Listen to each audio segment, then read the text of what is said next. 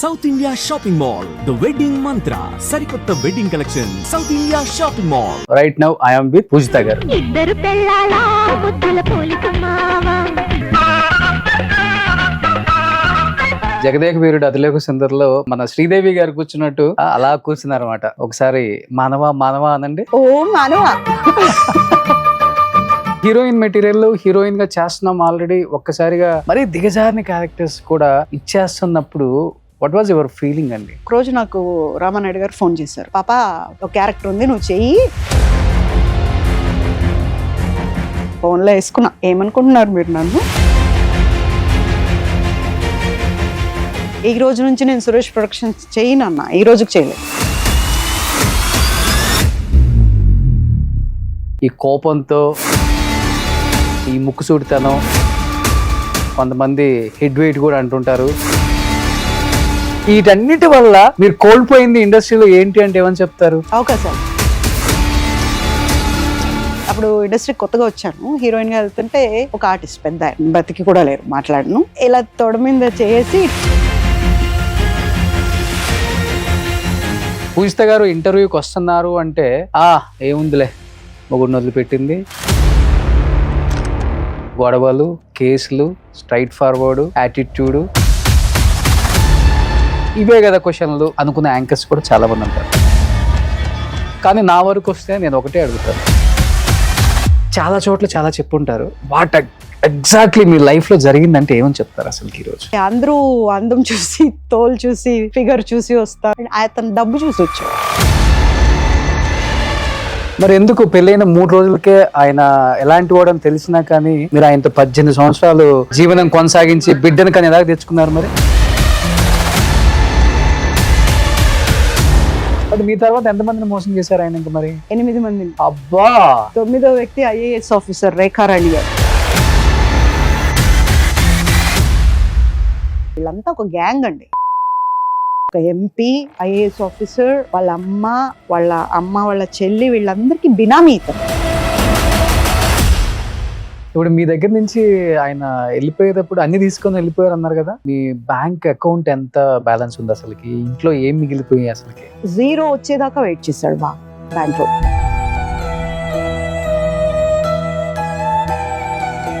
భర్త అనే మాటకే అర్హత లేనోడు ఇట్లా పోతే పోయాడు, దరిద్రం అనిపించింది.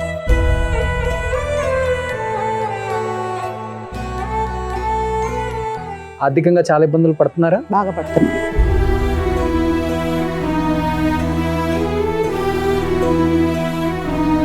ఏం చదువుతున్నాడు బాబు? యాక్చువల్ గా బాబు గురించి డీటెయిల్స్ చెప్పను. ఇంత జరిగిన తర్వాత ఇంకా దాయటానికి ఏముంటుంది? ఒక రోజు మా బాబుని నేను దత్తతకి ఇచ్చేద్దాం అనుకున్నాను. యాక్చువల్ గా చిన్నప్పుడు మా బాబు కర్టన్ ఉంటే కర్టన్ దగ్గర నుంచి ఇట్లా బట్టి చూస్తున్నాడు అన్నమాట.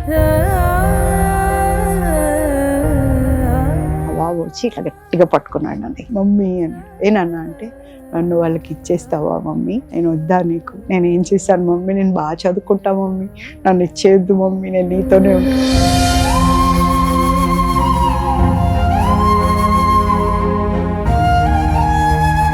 ఈ లైఫ్కి ఒక్కసారి పడేంత తప్పు నేను చేయలేదు. మరి ఏ జన్మలో చేశానో నాకు తెలియదు, కానీ చాలా పడ్డాను.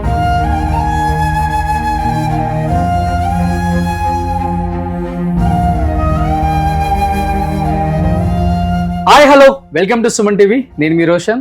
Right now I am with Poojitha గారు. పూజిత గారు అంటే మీ అందరికీ ఎలా చెప్పాలి అంటే, ఇద్దరు పిల్లల ముద్దుల పోలీస్ సినిమా చూస్తే మీకు రాజేంద్ర ప్రసాద్ గారి 2వ భార్యగా ఎంత అద్భుతంగా నటిస్తారో ఇప్పటికీ అప్పుడప్పుడు ఈటీవీ సినిమాలో వేసినప్పుడు ఆమె నటనకి 100 వేయచ్చు అనిపిస్తుంది అనమాట. At the same time ladies special Vani Vishwanath గారు అండ్ పూజిత గారు, సంధ్య గారు, దివ్యవాణి గారు అండ్ సురేష్ గారు. ఈ సినిమా ఎంత నవ్వుకుంటామంటే అంత కమ్మంగా ఉంటుంది సినిమా అంతా. అంటే 90s 2000లో వచ్చిన సినిమాలన్నీ ఆల్మోస్ట్ అన్ని సూపర్ డూపర్ హిట్స్ అవ్వడానికి one of the reason hero ఎంత ప్లస్, హీరోయిన్స్ అండ్ దాని పక్కనే చేసే సపోర్టింగ్ యాక్టర్స్ కూడా అంత ప్లస్.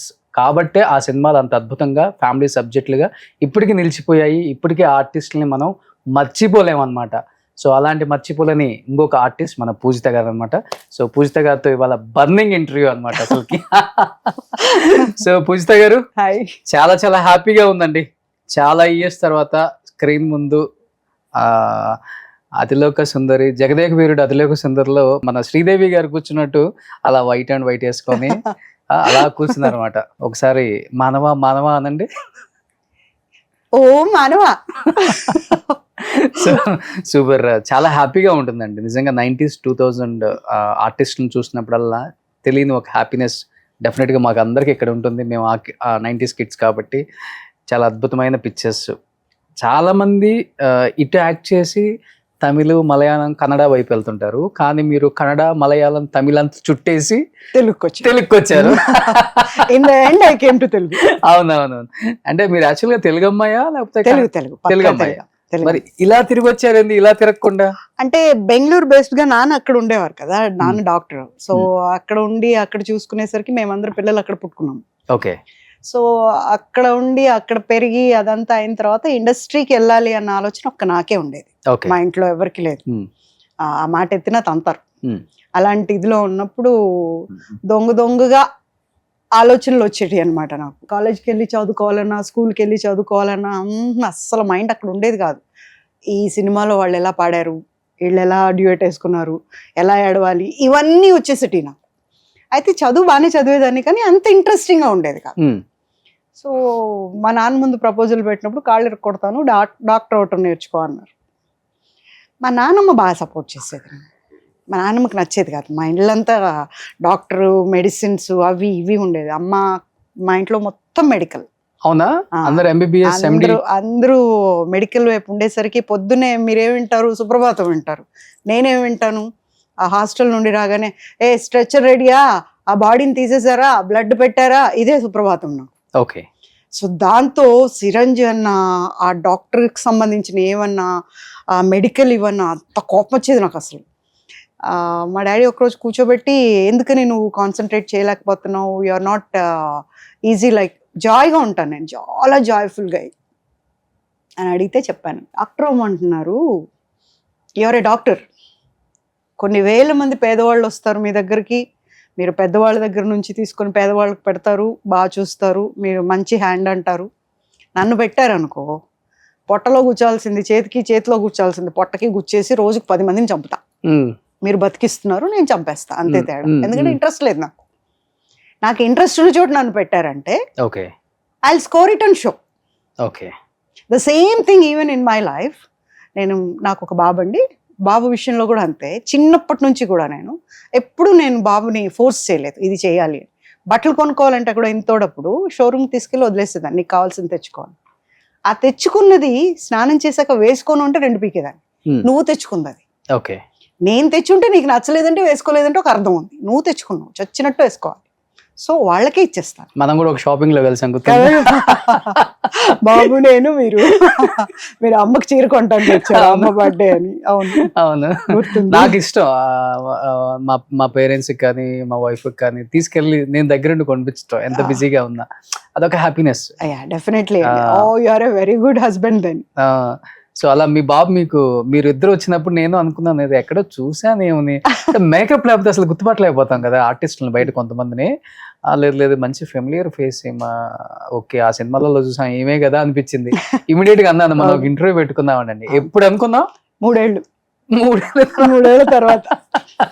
ఎప్పుడు అడిగినా ఎవరో ఒకళ్ళు సుమన్ టీవీ అంటున్నారు, బట్ మీ పేరు రాట్లా. ఓకే, ఏంటిది సుమన్ టీవీ అంటారు, తన పేరు రావట్లేదే అని. సర్లే, తను అంటే నేను వస్తున్నాను అనేది తెలిసాక వస్తారేమో అనుకునేదాన్ని. Okay, but after very long time your meeting. Okay, really. But more than 150 movies చేశారు కదండి? 136. తెలుగు, తమిళ్, కన్నడ, మలయాళం అన్ని కలిపి. సో ఇప్పుడు ఆ 3 లాంగ్వేజ్లో యాజ్ ఎ హీరోయిన్, అన్ని హీరోయిన్. ఇక్కడికి వచ్చేసరికి సెకండ్ హీరోయిన్ చేయాల్సి వచ్చింది. తర్వాత క్యారెక్టర్ ఆర్టిస్ట్. యాక్చువల్గా నేను చేసిన తప్పేంటంటే, ఇండస్ట్రీకి వచ్చి నేను చెన్నైలో ఉండిపోయి ఉంటే ఇప్పటికీ హీరోయిన్ గానే ఉండుండేదాన్ని. చెన్నైలో ఏం చేశారంటే, మన గురువు గారు దాసరి నారాయణరావు గారును రామనాయుడు గారు, పాప ఇండస్ట్రీ ఇక్కడికి హైదరాబాద్ షిఫ్ట్ అయిపోతుంది, తెలుగు ఇండస్ట్రీ, నువ్వు కూడా వచ్చి ఫస్ట్ నువ్వు రావటం వల్ల బెనిఫిట్ నీకు ఉంటుంది, నిన్ను పెట్టుకుంటారు, హీరోయిన్గా, తెలుగు హీరోయిన్గా, అందులో తెలుగు రాష్ట్రాల్లో అంటే నువ్వు చేయొచ్చు అని చెప్పారు. ఓకే. ఇదేదో బాగా ఎక్కిస్తుంది. నేను వెళ్ళి దునేయాలి అని వచ్చేసా. నేను రావటం వచ్చాను కానీ వాళ్ళిద్దరూ నాకు హీరోయిన్గా ఇవ్వలేదు. ఇవ్వకపోగా ఇద్దరు కలిసి క్యారెక్టర్లు తెగిచ్చారు.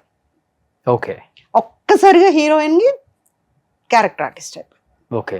బాధ అనిపించింది ఆ టైం? చాలా బాధ అనిపించింది. కానీ ఒక్కటి అనిపించింది, ఇది కూడా ఒక ఛాలెంజ్. ఆర్టిస్ట్కి ప్రతిదీ ఛాలెంజ్ అంతే. మొన్న ఎవరో అన్నారు, ఏమండి ఒక గెటప్లో చూడాలి, దాంట్లో అట్లుండాలి ఇట్లుండాలి, మీరు ఇంకా యంగ్గా కనిపిస్తున్నారు అని. నేను ఒకటి చెప్పా, చూడండి ఆర్టిస్ట్ అనేవాళ్ళు ఎవరైనా కానీ ఎలా ఉన్నా మేకప్ అనేది జీవం. 6 ఏళ్ల పిల్లాడిని 60 ఏళ్ళుగా కూడా చూపిస్తుంది మేకప్ అనేది. మీకు ఎందుకు అలా అనిపించిందో నాకు తెలియదు అని చెప్పాను. What I mean to say is makeup is important అంతే. దాంట్లో మీరే ఓన్గా వేసుకుంటారు ఫస్ట్ నుంచి? ఓకే. ఫస్ట్లో పర్సనల్స్ ఉండేవాళ్ళు, తర్వాత ఇంక వచ్చేస్తుంది ఆటోమేటిక్గా. 1 yearలోనే వచ్చేస్తుంది మేకప్ అనేది. ఓకే. బట్ మేకప్ బాక్స్ మోయటానికి మాత్రం వాళ్ళని పెట్టుకొని మనమే వేసుకో. సో మాక్సిమం ఈ టైంలో ఉన్న హీరోయిన్స్ అందరూ వాళ్ళే ఓన్గా మేకప్ వేసుకునే వాళ్ళని. లేదు, ఇప్పుడు మన అవార్డ్ ఫంక్షన్లో రోజా గారు మాట్లాడేటప్పుడు విన్నాను, రమ్యకృష్ణ గారు ఓన్గా వేసుకునే వాళ్ళు. రమ్యకృష్ణ వేసుకునేది ఎందుకంటే she has mind of beauty parlour. తనకు పార్లర్ ఉండేది. సో దాని ఇన్ఫ్లుయెన్స్తో ఆవిడకి మేకప్ గురించి బాగా తెలుసు. మన ఆర్టిస్టులు అందరిలోకి ఆవిడ బాగా వేసుకుంటారు. ఓకే. She's good. ఓకే. మీ టైంలో ఈ పెట్టుడు మచ్చలా లేకపోతే రియల్ పుట్టు మచ్చలా ఇవి ఉంటేనే కొంతమందిని గుర్తుపట్టొచ్చు. మచ్చ ఉంటుంది, దాని మీద డార్క్ పెడతాం అంతే. అంటే మామూలుగా ఇప్పుడు మామూలు ఫేస్ ఉంటుంది కదా, దాంట్లో కనిపించేది మేకప్ లో కనిపించదు, అప్పుడు దాన్ని అక్కడ పెడతాం. ఓకే. ఇంకొకటి ఒక్కొక్కసారి మనకు చెడు దృష్టి ఏదో పడుతుంది అన్నప్పుడు దృష్టి అంటాం కదా, అందుకు కూడా పెడతాం. ఇది కరెక్ట్గా ఏంటంటే ఈ పైన లిప్ మీదే చాలా మందికి ఉంటుంది. అక్కడే అప్పుడులో కొంచెం వ్యాంప్ క్యారెక్టర్లు చేసేవాళ్ళు ఎక్కువ పెట్టేవాళ్ళు. అవును, అనుజ గారు పెట్టేవాళ్ళు. ఇక్కడ నేను ఆ ఇంటర్వ్యూ చేసేటప్పుడు కూడా అడిగాను, సో రియల్ మచ్చ అన్నారు. ఇది మీది రియల్ లేకపోతే దానికి ఎంత ఉందండో? ఎంతది ఉందిదా? ఉంది. దాన్ని అది మొన్న మధ్య నాకు బాగాలేకుండా అయింది. ఆల్మోస్ట్ నేను చచ్చిపోయాను అనుకున్నారు, ఆ లెవెల్కి వెళ్ళింది. షూటింగ్ నుంచి వచ్చి భోజనం చేయకుండా పడుకున్నాను, నిద్ర పట్టేసింది. మళ్ళీ లేచి ఎంత తింటాంలే, మళ్ళీ తినొచ్చు అని మళ్ళీ పడుకున్నాను. మళ్ళీ లేచి ఎంత తింటాంలే అని అలా 4 days అలాగే నిద్రపోయాను. ఎందుకని? అలసట, ఒక్కటే ఉంటాను కదా, వండుకోవాలనిపించలేదు. సో తినకుండా అలా పడుకుని పోయేసరికి అది అట్లా కోమలోకి వెళ్ళిపోయాను. స్విగ్గీ జొమాటోలు ఉన్నాయి కదా, బుక్ చేసుకుంటే తిననండి నేను. నాకు ఇష్టం ఉండదు బయట ఫుడ్. ఓకే. పచ్చడి వేసుకొని అయినా నేను ఐఎమ్ ఏ గుడ్ కుక్. పచ్చళ్ళు, రోటి పచ్చళ్ళు అని, ఆకుకూరలు కూరగాయలతో పచ్చళ్ళు చేసి అయితే తింటా. అది తినకుండా పడుకుని పోయాను, అట్లా కోమాలోకి వెళ్ళిపోయాను. ఎన్ని days? I was more than 10 days కోమాలో ఉన్నాను. 10 days కోమాలో ఉన్నారు హాస్పిటల్లో? ఓకే. ఉన్నా, మా కుక్క పిల్ల కాపాడింది. ఓకే. షీ వాజ్ బార్కింగ్, అంటే దాని పేరు స్పార్కీ, నా కూతురు. అది కొడుతుందనమాట, తలుపు లాక్ చేసుకున్నాం కదా, సో బయటకు వెళ్ళే ఛాన్స్ లేదు. ఎవరైనా రండి అని పిలుస్తుంది. అది మా హౌస్ ఓనర్ అటు వచ్చినప్పుడు, ఎందుకు పూజా మేడం వాళ్ళ పాప అనాలి, ఎవరైనా కుక్క అంటే చంపేస్తాను నేను. సో వాళ్ళ పాప తెగారుస్తుంది, ఎందుకు అంటే ఆ లోపల మా అక్క వాళ్ళు 4 రోజుల నుంచి ఫోన్ చేస్తున్నారంట. మా అక్క పాప doctor, she's in Tirupati, MD doctor తను. అయితే వాళ్ళందరూ చేస్తున్నారు, డైలీ మాట్లాడుకుంటాం. ఎందుకని 4 రోజుల నుంచి ఫోన్ చేయట్లేదు, తీయట్లేదు ఏంటి అంటే డౌట్ వచ్చింది వాళ్ళకి, ఏదో జరిగింది, లేకపోతే తీయకుండా ఉండదు, ఇన్ని రోజులు ఎందుకు తీయకుండా ఉంటుంది. Then they called up to owner, ఏదో అయింది అంకుల్, వెళ్ళి అర్జెంటుగా చూడరా అంటే, అవును మేడం అసలు బయటకే రాలేదు, కిందకు కూడా రాలేదు, కారు అలాగే ఉంది అట్లా అని చెప్పేసరికి వాళ్ళు వచ్చి పగల కొట్టాలని చూసారు అనమాట. అప్పుడు ఓపెన్ చేసి వచ్చారు లోపలికి. వచ్చి ఇమ్మీడియట్గా, ఇక్కడ మా మేనల్లుడు ఉంటారు, 2 మేనల్లుడు ఇక్కడే ఉంటారు, అన్నయ్య పిల్లలు. ఆ బాబు వచ్చి తీసుకెళ్ళి ఇమ్మీడియట్గా రష్ టు హాస్పిటల్, కిమ్స్లో అడ్మిట్ చేశారు. అడ్మిట్ చేయటం వాళ్ళు ఏం చెప్పారు, చెప్పలేము, ఎనీ మూమెంట్ అని చెప్పారు. ఓకే. చెప్పేసరికి అందరిని పిలిపించేసారు. టాబ్లెట్స్ వేసుకున్నారా? నాకు అలవాటే లేదండి అసలు, నేను చిన్నప్పటి నుండి టాబ్లెట్కి ఎంత అగేన్స్ట్ నేను. ఓకే. టాబ్లెట్స్ తీసుకోనండి నేను. కనీసం వాటర్ అయినా తీసుకుంటాం కదా మనం, తినలేకపోతే లెగిస్తాను, మళ్ళీ నిద్ర వస్తుంది అనమాట, అంత అలసిపోయినా నేను, పడుకుండిపోయాను మళ్ళీ అలా 4 days అలాగే. అంత నిద్ర కావాల్సి వచ్చిందేమో, పడుకుండిపోయాను అలాగే. ఓకే. అంతే. కట్ చేస్తే హాస్పిటల్లో అవి పెట్టేసి పడుకోబెట్టేశారు బాగా. 6వ రోజు హాస్పిటల్లో అడ్మిట్ అయిన 6వ రోజేమో స్పృహలోకి వచ్చాను. ఓకే. దెన్ ఐసీయూలోనే 10 days ఉన్నాను. Then I came out. అందుకనే మా ప్రొడ్యూసర్స్ అంటారు, అమ్మ క్యారియర్ పంపిస్తాం ప్లీజ్, నువ్వు ఇంటికి వెళ్ళేటప్పుడు చెప్పి క్యారియర్ పంపిస్తాం, నువ్వు తినకుండా పడుకోమాక అని చెప్పి. By the time it was in peak అనమాట. నా క్యారెక్టర్ పీక్లో ఉంది. ఏ సీరియల్? నువ్వు నేను ప్రేమ. ఓకే. స్టార్ మాకి మంచి పీక్లో ఉంది. కుచ్చు నా పేరు, కుచల అనమాట. కుచ్చు ద చిచ్చులు పెడతా ఉంటుంది. జనాన్ని అలా ఎంటర్టైన్ చేస్తుంది క్యారెక్టర్. ఆ టైంలో ఒక్క రోజు కాదు కదా, 1/2 hour లేకపోతే కూడా గడవదు, అలా ఉన్నింది అనమాట. ఓకే. సో ప్రొడ్యూసర్స్, అమ్మ అలా మాత్రం వండుకండి అమ్మా, మేము మళ్ళీ ఉప్పు తగ్గింది అన్నారు బాడీలో. నేను ఉప్పు చాలా తక్కువ తింటా.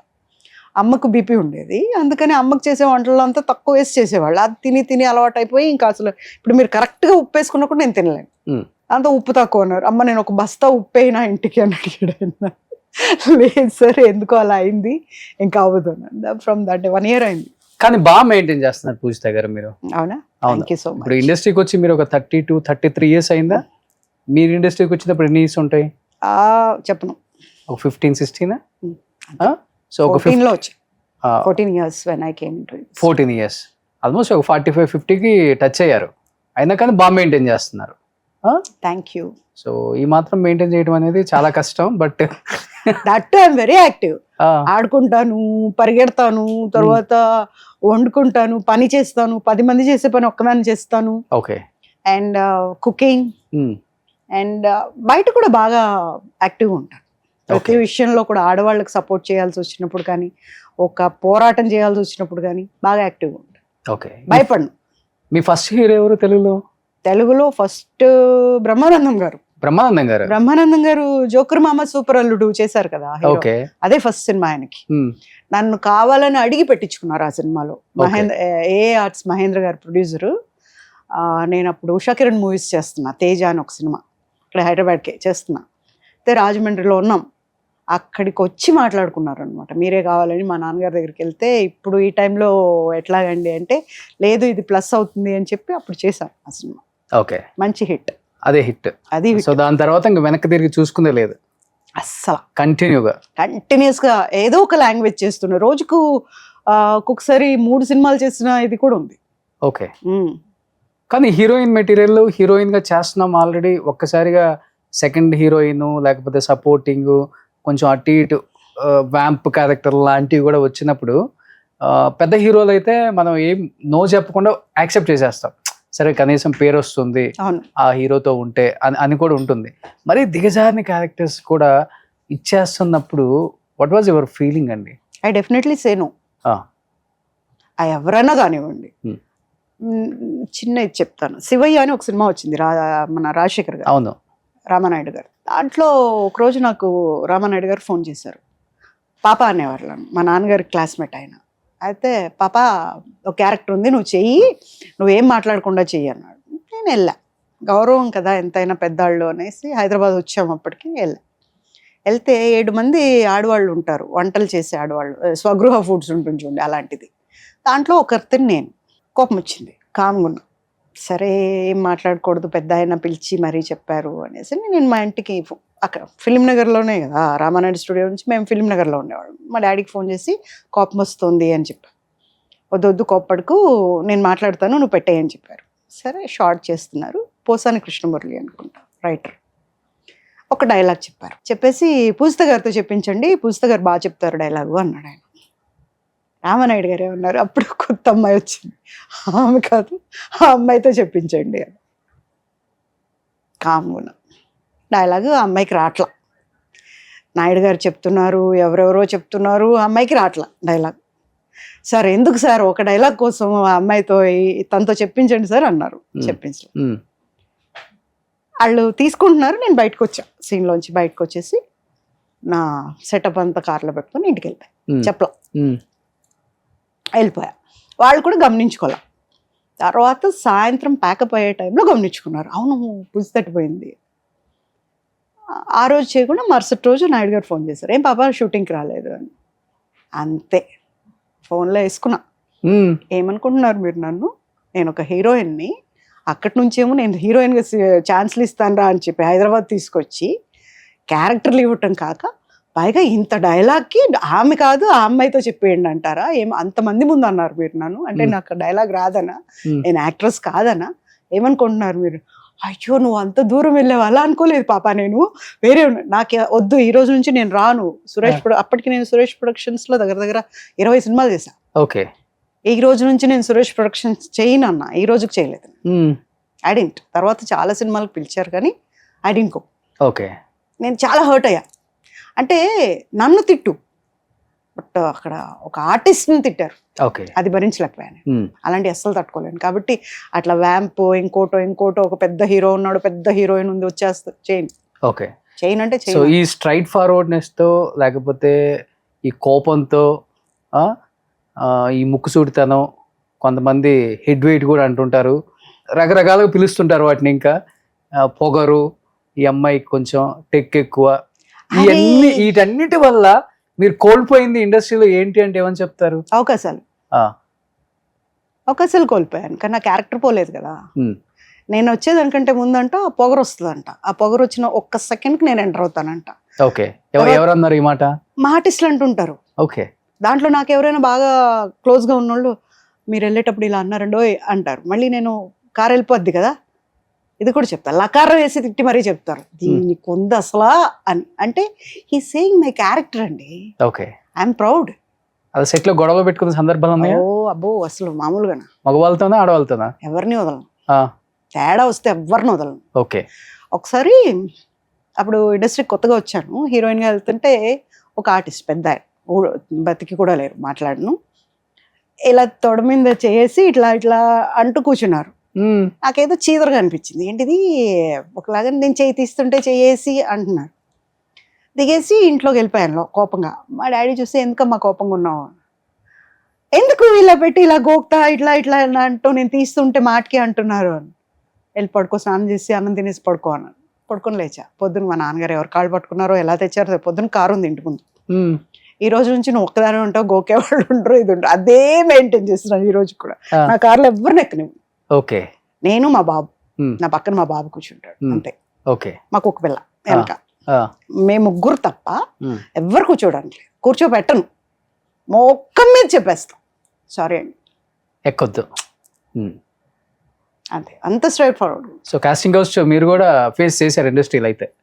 ఎందుకు చేయరండి, ప్రతి ఒక్కళ్ళు చేస్తారు, ప్రతి ఒక్క డిపార్ట్మెంట్లో చేస్తారు. ఇది ఒక్కటే అనేం కాదు. కాకపోతే ఏంటంటే ఇది ఒక గ్లామర్ ఫీల్డ్ కాబట్టి దీన్ని ఫోకస్ చేసి మాట్లాడటం వల్ల బాగా హైప్కి వస్తుంది కాబట్టి మాట్లాడతారు. కానీ ఏ ఫీల్డ్లో లేదండి, ఎవరు చేయరు. ఐటీలో లేదా, మామూలు ఒక స్వీట్ స్టాల్లో కూడా ఉంటుంది, ఎందుకు ఉండదండి? అంటే కాస్టింగ్ కావచ్చు ఇంత పెద్ద ఎత్తున బయట మాట్లాడుకుంటున్నాం, కానీ ఇది ఇలా రావడానికి వన్ ఆఫ్ ద రీజనే లేడీ ఆర్టిస్టులు. అసలు వాళ్ళ సపోర్ట్ లేకుండా ఇదంతా ఎందుకు జరుగుతుంది? వాళ్ళు మీలాగా ముందు మాట్లాడుతుంటే బహుశా ఇంత దూరం వచ్చేది కాదు.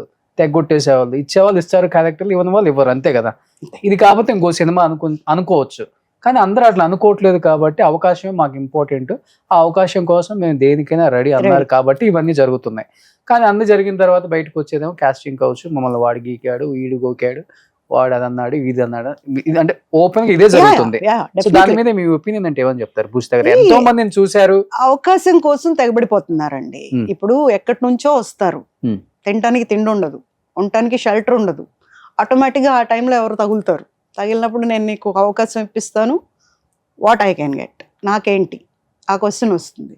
ఏంటి అన్నప్పుడు వీళ్ళు ఏం చేస్తారు, ఓహో నేను పెద్ద హీరోయిన్ అయిపోతాను కదా, నాకు చాలా అవకాశాలు వచ్చేస్తాయి కదా, ఇంత గొప్పగా చెప్పారు కదా, అప్పటికి ఒక 2-3 చోట్ల తిప్పుంటారు, తెలిసిన 2 మొక్కలు చూపించుంటాడు, కరెక్ట్ ఇతని సినిమా అతనే ఇతను చేసేస్తాడు అన్న దాంట్లో వాళ్ళు తెగబడిపోతారు. సో ఆటోమేటిక్గా వాళ్ళు అవకాశం కోసం కొంతమంది గెయిన్ అయిన వాళ్ళు ఉన్నారు, కొంతమందిని చూస్తే లాస్ అయిన వాళ్ళు ఎక్కువ ఉన్నారు. సో మీ కళ్ళ ముందు గెయిన్ అయిన వాళ్ళని చూసారు, మీ కళ్ళ ముందు లాస్ అయిన వాళ్ళని చూసాను. యాక్చువల్గా అయితే ఒకసారి ఒక అమ్మాయి తణుకూరు నుంచి ఒక సూట్ కేసు వేసుకొని వచ్చేసింది. మామూలుగా నాకు కోపం ఎక్కువ, చెప్పారు కదా మీరు కూడా, అలాగా ఎవరైనా అమ్మాయిలు ఏడిపిస్తే ఎంత రాత్రిలో షూటింగ్ నుంచి వెళ్తున్నా నేను కారాపి కొట్టేసి వాడికి నా నంబర్ ఇచ్చి, అప్పుడు కూడా వినలేకుండా వాడు ఏమైనా చేస్తుంటే వాడిని లాక్కుని పోలీస్ స్టేషన్కి వెళ్తా. అట్లా బంజారా హిల్స్లో నేను చాలా ఫేమస్, ఏ రాత్రి అయినా తీసుకొని లాక్కొని వెళ్ళిపోతా. అట్లా పోలీస్ వాళ్ళకి ఈమె అందరిలా కాదు అనే ఒక ఇంప్రెషన్ ఉండేది. ఆ అమ్మాయి ఎప్పుడైతే వచ్చిందో వాళ్ళు రాత్రి ఉంచుకోకూడదు పోలీస్ స్టేషన్లో అమ్మాయిలని. అవును. ఆ టైంలో పంపించడానికి లేదు. సో కాల్ చేసి మా డాడీకి మేడం ఉంటే ఒకసారి ఇవ్వండి. నేను అప్పుడే షూటింగ్ నుండి వచ్చా.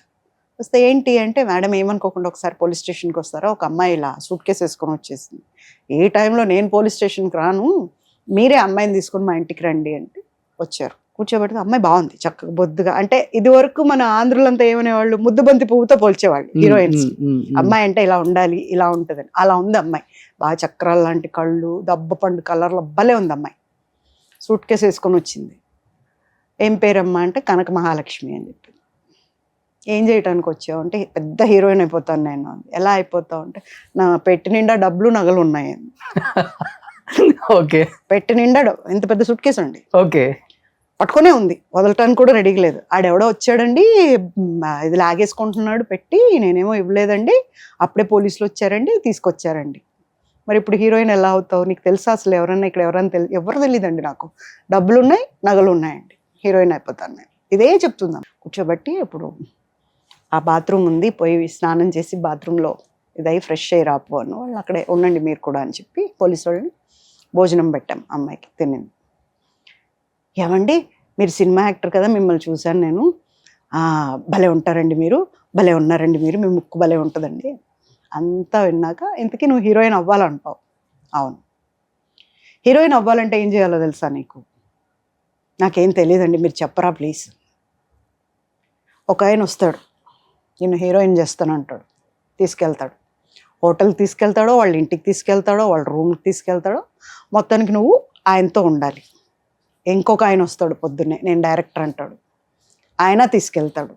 ఇంకొక ఆయన వస్తాడు, ఇదేంటంటే ఇదే పని ఉంటుందా సినిమాలో, ఇంకా వేరే ఉండదా?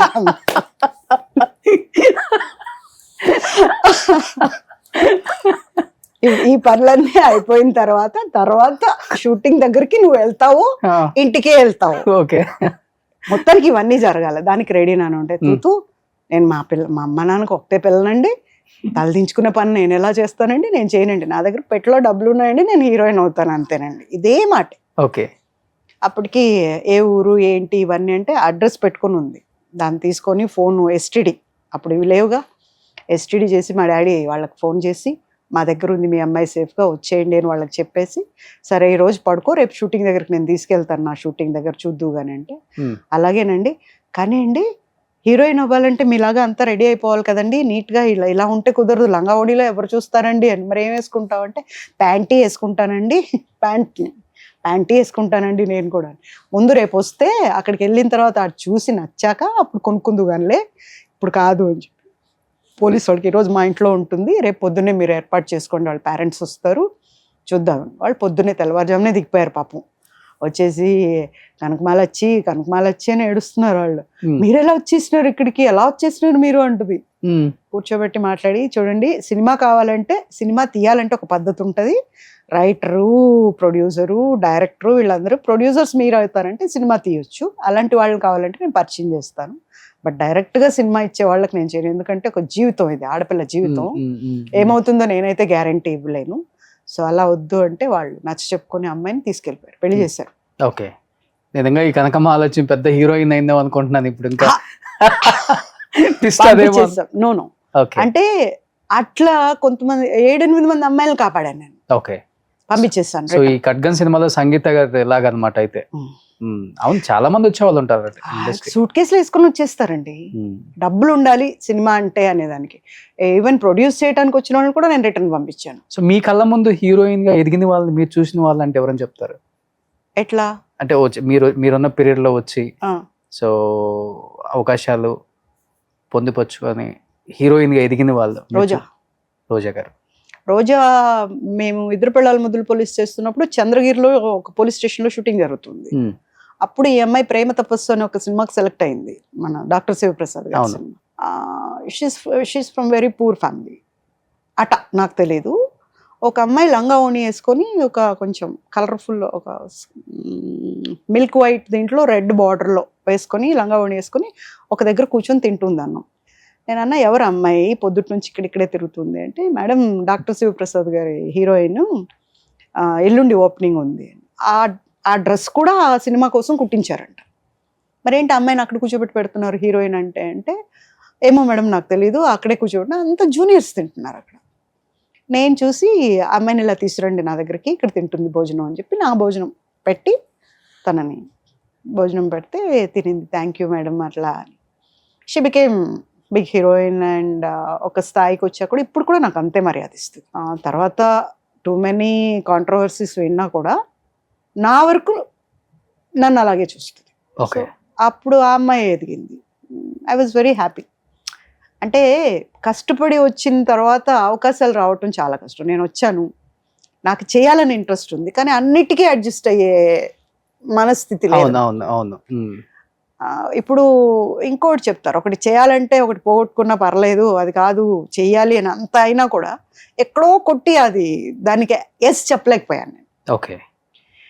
ఇప్పుడు నేను మిమ్మల్ని పొగిడితే నాకు అవకాశాలు వస్తాయి, నేను పొగడను. ఎందుకు పొగడాలి? వాయ్ మీలో అలాంటి స్టఫ్ ఉంటే నేను పొగుడతా, లేకపోతే ఎందుకు పొగుడతా? స్టఫ్ ఉండి పోయిన వాళ్ళు ఎవరైనా ఉన్నారా? నేను ఇంతవరకు లేరండి. ఎవరు? ఏ హీరోని కూడా అస్సలు. మనము డాక్టర్ సినారే గారు ఒక మాట చెప్పారంట, బాగా ఫేమస్ అయిపోయి ఉంటారు చూడండి, అలాంటి వాళ్ళని ఎప్పుడు దగ్గరగా వెళ్ళకూడదంట.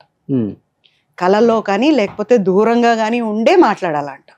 అంటే ఆరాధించాలి అలానే. అంతే, దగ్గరికి వెళ్తే ఒరిజినాలిటీ తెలిసిపోద్ది. ఓకే. ఇలా ఒక ఆర్టిస్ట్ దగ్గరికి వెళ్ళాడంట ఒక అతను, వీరాభిమాని, బొట్లు పళ్ళు పంపటం, కిలోలు నెయ్యి పంపటం, స్వీట్లు పంపటం, అవన్నీ తీసుకుంటున్నారు బాగానే ఆర్టిస్ట్. ఆ ఆర్టిస్ట్ దగ్గరికి ఇతను వచ్చినప్పుడు నేను అని చెప్పాక ఆయనకేం పనిలేదా, ఏ టైంలో రావాలో తెలియదా నీకు, పెద్దబ్బాయి అనేస్తారు. ఇంటికి వెళ్ళిపోయి నేను ఆరాధించే ఆర్టిస్టేనా ఇదేనా, నేను ఇది ప్రత్యక్షంగా చూసా. ఓకే. రాజమండ్రిలో కొని నేను భరించలేనండి ఈ బాధ అని చెప్పి ఏడుస్తున్నాడు. అప్పుడు ఈ టాపిక్కి ఆయన చెప్పారంట సినారే గారు, ఎప్పుడు కూడా ఇష్టపడిన వాళ్ళకి ఎప్పుడు దగ్గరగా వెళ్ళి చూడకు, దూరంగా ఉండే ఆరాధించు, అదే కరెక్ట్. సో అలాంటి దగ్గరికి వెళ్తే ఒరిజినాలిటీ తెలిసిపోద్ది, రంగులు బయట. ఇంకోటి కూడా ఉంటుంది, బాగా అలసిపోయి వచ్చి ఉండొచ్చు, లాంగ్ దీని నుంచి వచ్చి ఉండొచ్చు అవుట్డోర్ నుంచి, ఆ టైంలో ఇంక ఇంట్లోకి వెళ్ళి నిద్రపోదాము, స్నానం చేసి పడుకుని పోదాము అనే టైంలో వచ్చినా ఇరిటేషన్ అనేది వస్తుంది. బట్ అలాంటప్పుడు కానీ మనం కేజీలు నెయ్యి తిన్నాము, స్వీట్లు తిన్నాము, పళ్ళు తిన్నాము, ఇన్ని తిన్నప్పుడు కనీసం ఉండమ్మా రేపురా ఒక టైంకి రానన్నా చెప్పొచ్చు కదా. ముందు ఇక్కడ నుంచి జనాలతో తోయించేసేసరికి పాపం తట్టుకోలేకపోయారు. ఓకే. సో ఆల్మోస్ట్ అందరు హీరోస్తో వర్క్ చేశారు కాబట్టి మీ యాక్టింగ్ చూసో లేకపోతే మీ స్ట్రైట్ ఫార్వర్డ్ దాన్ని కూడా ఇష్టపడే వాళ్ళు చాలా మంది ఉంటారు. మీకు కాంప్లిమెంట్ ఇచ్చిన వాళ్ళు కానీ లేకపోతే మీకు బాగా యాక్ట్ చేస్తున్నారని సపోర్ట్ చేసిన హీరోస్ కానీ మీ లైఫ్లో ఉన్నారా అంటే ఒకటి రెండు పేర్లు? ఒకటి కూడా లేదు. నాకు పొగరెక్కువ అనే పేరు ఉందండి. ఎందుకంటే అదే పోనీ పొగరెక్కువ బాగా నీకు అని చెప్పిన హీరోస్ కూడా ఉండుంటారు కదా. ఎవరు? చాలా మంది ఉన్నారు. చాలా మందిలో కొంతమంది చాలా మంది ఉన్నారు. నీకు బాగా పొగరెక్కువ, నాకు ఎక్కువ, అదే నాకుంది. ఇప్పుడు కూడా నాకు అదే ఉంది. చాలా మంది చెప్పారు, అంటే మనం తప్పుగా మాట్లాడడం, మనం కరెక్ట్ మాట్లాడతాం, అది తప్పు, అది మాట్లాడకుండా నేను ఉండలేను. ఇంకొకటి ఉంది, నాకు ఏదైనా నాకు ఒక విషయం తెలిసిందంటే, ఇప్పుడు మీరు ఏదో అన్నారని తెలిసింది అనుకోండి, మీ ఇంటికి వచ్చేనా సరే దులిపి పడేస్తాను నేను నా పొట్టలో పెట్టుకోలేను, నాకు ఉండదు అసలు, కొట్టుకుంటుంది అది బయటకు వచ్చేదాకా, ఆ టైప్ నేను. ఓకే. సో పూజిత గారు, గొప్ప గొప్ప ఆర్టిస్టులు అందరూ కూడా స్క్రీన్ మీద, సిల్వర్ స్క్రీన్ మీద చాలా సక్సెస్ అయ్యారు. కానీ నిజ జీవితంలో చెప్పాలంటే 100% ఫెయిల్ అయిన వాళ్ళు చాలా మంది ఉన్నారు. దానిలో మీరు కూడా ఒకళ్ళు. పూజిత గారు ఇంటర్వ్యూకి వస్తున్నారు అంటే ఏముందిలే, మొగుడిని వదిలిపెట్టింది, గొడవలు, కేసులు, స్ట్రైట్ ఫార్వర్డు, యాటిట్యూడు, సో నేనే గొప్ప అని పొగరు, ఇవే కదా క్వశ్చన్లు అనుకునే యాంకర్స్ కూడా చాలామంది ఉంటారు. మీకు తెలిసే ఉంటుంది. ఎవరు వెళ్ళినా కానీ వీటి మీద థంబ్నెయిల్స్ పెట్టుకుందాం, ఆమెను ఇవే అడుగుతాం అని ఫిక్స్ అయిన వాళ్ళు కూడా ఉంటారు. కానీ నా వరకు వస్తే నేను ఒకటే అడుగుతాను, మీ ముందు జనరేషన్ని మీరు చాలామందిని చూశారు, మీ జనరేషన్లో ఉన్న వాళ్ళని చాలామందిని చూశారు, ఆర్టిస్టులు, ఎస్పెషల్లీ ఆడవాళ్ళకి, లేడీ ఆర్టిస్టులని ఎంతోమందిని చూశారు మీరు. చేసుకున్నవాడే శత్రువు అందరికి, లేకపోతే 2-3 పెళ్ళిళ్ళు అయ్యి ఉంటాయి.